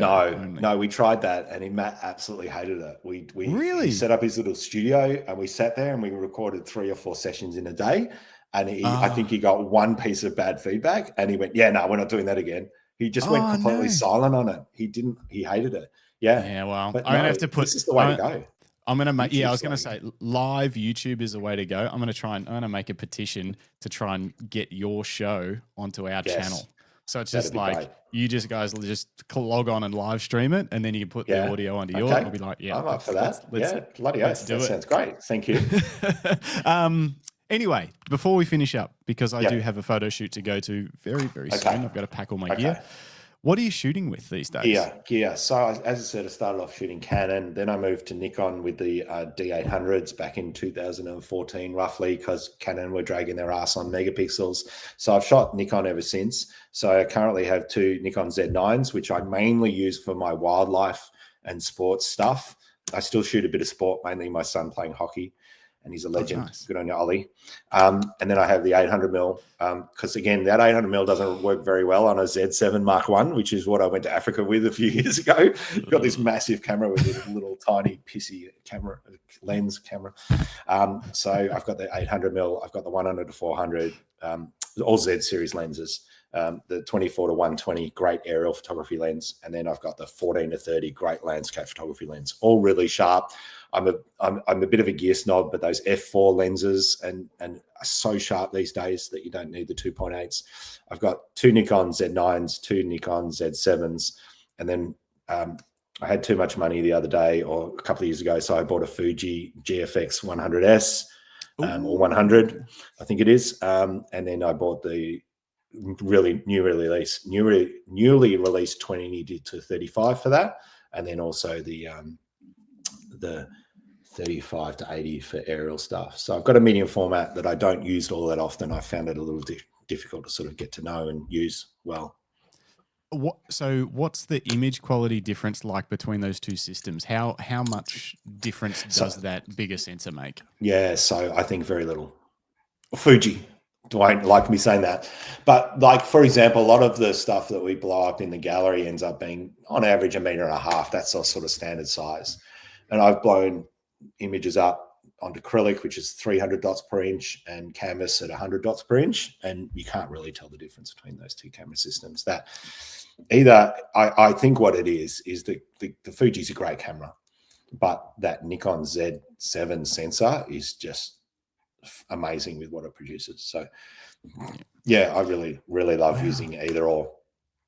Yeah, I think the ego, part of me loves the medium format system and goes, look at me, I'm using a medium format and you're not. But it's a bit of a pain in the ass to use, particularly with what I want to use it for, which is doing the more Don Bosco style of photos where I'm shooting really wide and then getting close to my foregrounds, which is the whole premise for my wide angle lens photography book.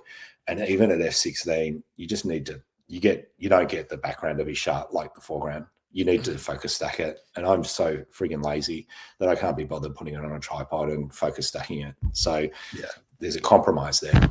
Yeah. Interesting. So a smaller sensor actually becomes an advantage for that style. No, yeah, correct. Yeah, absolutely. Whereas a larger sensor, my f16 on the Fuji is like your f8 or your f5.6 on your conventional full frame lens. And so you don't get the depth of field that you want out of it.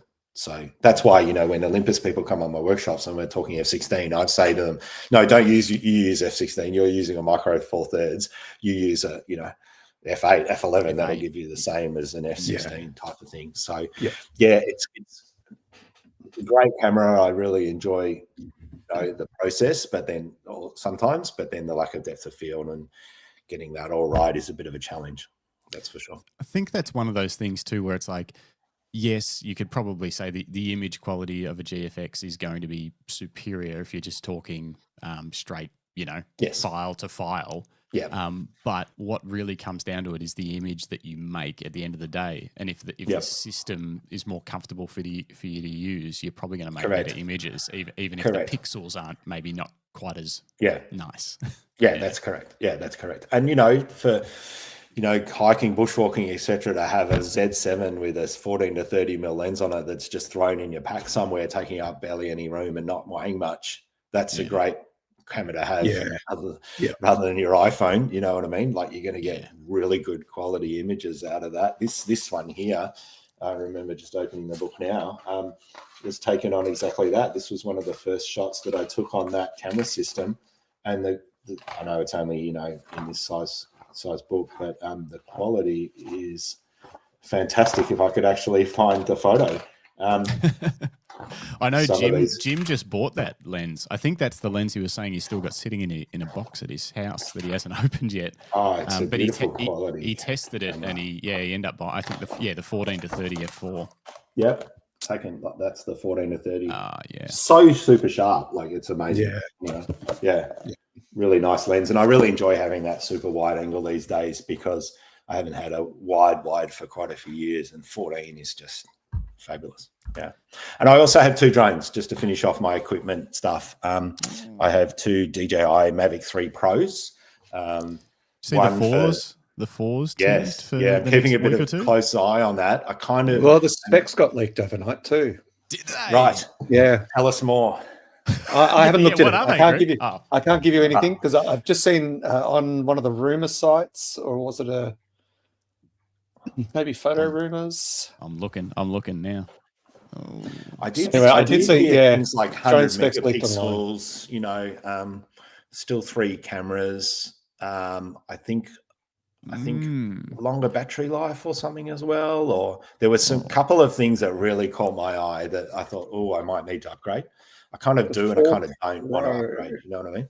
What is it saying here? For the main, it'll be a new 4/3 CMOS sensor in the main Hasselblad wide camera, but it's saying 100 megapixel effective. What effective 100 means? megapixels. Well, it means that the sensor isn't 100 megapixels as such, but it's probably stacking photos together in order to give you the equivalent of a 100 megapixel photo, which is what I think some of the other earlier or models below the 3 Pro offer you as well. Yeah. And then it's saying medium will be a 70 mil, and then the tally will be 168 mil. Sounds similar to the 3. Look, if it's wildly different to the 3, I'll upgrade. But I've only, in the last 12 months bought that second one of the 3 Pro. So again, I tend to not sort of upgrade just because they've brought out a new one. I've really got to be convinced. I was using my Mavic 2 Pro for up until sort of 12 months ago. I freaking loved that thing. I had it for about 3 years. It shot the majority of my Mornington Peninsula book. This Mornington Peninsula book was basically all aerials, and half of this book was shot on drone. And like you would not know from one photo to the next whether I've shot it out of a plane or with a drone. Like the quality, even on that, drone, which is probably 5 years old now. It's pretty awesome. I've got a Mavic 3, the classic, so it's only got the one camera. The one camera, but that's all I need. It's amazing. I use it for mountain biking and stuff, but I've wanted to get more into image making with it because I mainly use it for video. Yeah. And I wanted to do at BFOP last year, the Bright Festival of Photography, I wanted to do your drone workshop so badly. Yes. And so you might not have heard this, but we actually, we'd never been to BFOP before. We didn't know much about it. We got our tickets and we live streamed us trying to book the workshops that we wanted. I didn't know that. All right. Okay. Great. And I had only one workshop that I wanted to do, and it was your drone workshop. So that's all I wanted. And I put it in my little cart thing, and then I had to fluff around and find other workshops to fill up my weekend. The cart. And the cart, I didn't. And then apparently there were people screaming at me through their computers saying, you have to check that one out. Otherwise you're going to lose it. Check out. Yeah. And people, even many people at BFOP walked up to me in person and said, I can't believe you just let that sit there and then you missed out on it. We were watching. Yeah. You're an idiot. And I was like, Well, I have somewhat of an exclusive to drop on this podcast if you'd like me to do that. Oh, drop it. Fire away. And let me just premise it by saying this. Let's use the AFL analogy. The club is far greater than any one player. I'm at this stage not going to be at BFOP 2025. I know. No. But as I said, BFOP's far bigger than me. It's got about 30 other presenters. But apologies to anyone who, like yourself, who's wanting to become on one of my workshops. I'm taking 3 months off photography, August, September, October. So that means that BFOP's unfortunately out of that within that period and out of the range of my capabilities at this stage. Let's just say that. So, dang. Yes. Once disappointingly, I'm not going to be there. You'll have to wait another year. You'll just have to. We can get together at one stage, Justin, and we can do something together. We'll just fly drones around. We'll do it offline. Yeah. But I'm disappointed. Totally disappointed. But I've just got to the point where I need some time off, and now that I've started spruiking it and talking to a few people about it, particularly friends of mine who run workshops here in Australia and overseas, they're kind of like, we always take like 2 to 3 months off a year. What are you? And I'm like, who was going to tell me this? I just work, every day of the week, every month of the year. Like, what are you talking about? And they're like, no, you need to take time out. So I'm going to take some time off and nice and recharge the batteries. Yeah, exactly. The balance is really out at the moment. My schedule is crazy to the point that I've had to hire a virtual assistant, which I never thought I'd have to do. I was always like, I'm always across everything, it's fine. And it's now got a little bit out of control. So just need to take a breath before I run myself into the ground. Yeah. Good call. Yeah. Makes total sense. Good point to perhaps end on. What do you think? I think so. I think so. Before we run this podcast into the ground, I think we should. David asked whether I've ever used the D500 for wildlife. No, I only ever owned the D800s and then moved across to mirrorless about 4 or 5 years ago. So yeah, fair enough. David's a Nikon aficionado. I think he's got really. 13 or 14 Nikons going back to old what are they, FM2s, F2s, whatever they're called, the old film. And then all the way through to, I think he's got 2 D500s and a heap of other stuff. He loves it. Nice. Yeah, nice. Cool. Cool. Should we call it? Thanks for having me on. Yeah. I hope I've provided some value. Oh, absolutely. No, most definitely. So, Tom, just on behalf of myself and Justin and Jim, thank you so much for your time today. I'm sure I speak for all of our viewers and listeners who are either watching or listening along on audio podcasts. It was a fascinating story and amazing to see someone be so humble about how they got to where they're at. that it has taken the tough slog. It has taken the ability to adapt and morph with the changing industry. And I think it's a great example for those that are aspiring to, get into serious photography and start to make some money from it. That there's definitely things to learn from your elders. But, are you putting me in that category? Jesus, I am now. Yeah, well, because I'm nearly 52, so it's nice to meet another elder. But look, thank you once again. It's been an absolute pleasure having you on the show. For those of you watching along and listening along, be sure to like and subscribe, and don't forget to leave comments. We'll come back to comments probably on our Monday night episodes, and cover off the questions people might have. But obviously, we'd love to have you back on the show, Tom. Anytime. We might get you and Matt Crummins and and maybe Glenn. We'll just get a little bit of a. Oh God, that'd be wild. That'd be wild. What are we going to try and broadcast and break the internet for like 12 hours straight or something? That's how long it'll take to get it off. It'd be great. And look, if anybody is wanting to reach out, obviously there's my website, it's tomputt.com, tomputtworkshops.com. Email is just tom@tomputt.com, very self-gratuitous. But if you, particularly in terms of mentoring or following up with any questions that you might have had from this, if you're watching later, just reach out. Happy to help. Oh, great. It's very generous of you. Thank you. Yeah, so generous. The chat's going crazy. Philip Johnson says, thanks for the inspiration, Tom. Also, Justin and Greg, good show. Glenn Lavender says, this has been the best podcast I've watched this morning. Greg Carrick says, we expect anything less from Glenn Lavender? Greg says, I love logging on just when you were finishing. David Mascaro says SP1957. I assume that's a Nikon. Nikon camera. The first earliest Nikon model that he owns. Yeah, it must be. Tanya Knight says, thanks, Tom. Shattered you're not at BFOP, but a break will do wonders. Thanks, guys. And finally, Greg says, can we talk about Fujifilm now? Greg, I thought we were going to have finally an episode where we just talked about like cool stuff. And then we heard that, I've actually got a GFX. I was like, no, another one. They're everywhere. Really? Really? I didn't get that memo. Was I not supposed to mention that? No, I'm a Fuji fanboy, and 90% of our guests shoot Fuji. Really? Wow, I didn't realize that many out there. With me, that's just coincidental that they all use Fuji cameras. Right, nothing to do with you, Greg. No, nothing at all. At all, Tom. I was like, is Greg getting Tom a GFX system before? Greg's getting kickbacks, isn't he? He's getting major kickbacks from every time. It's in his contract. Although there's a courier arriving today with something from Fujifilm, but no, not at all. Love it. But look, on that note, I think we will wrap up. This has been an amazing episode. For those of you watching along at home, this has been the Camera Life podcast, episode 74, 1st of May. Make sure that you are liked and subscribed, and let your photography friends know that we're here. We've got some great content. We've got 74 episodes, just like this one. Yeah, send it to a friend. We got to get that live chat going. The love. Yeah, spread the love. Spread the love. Yeah. But look, in the world.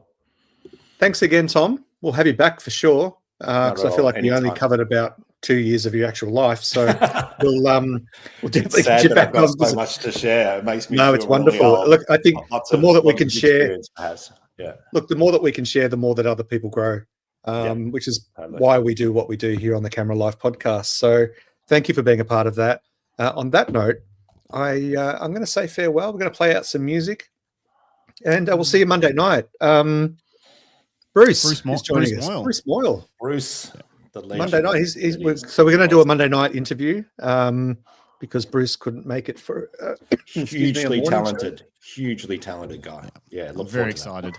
Yeah, he's great. Yeah, he's missing from the chat today. He's normally here. Yeah, he's normally here. Must have had a shoot.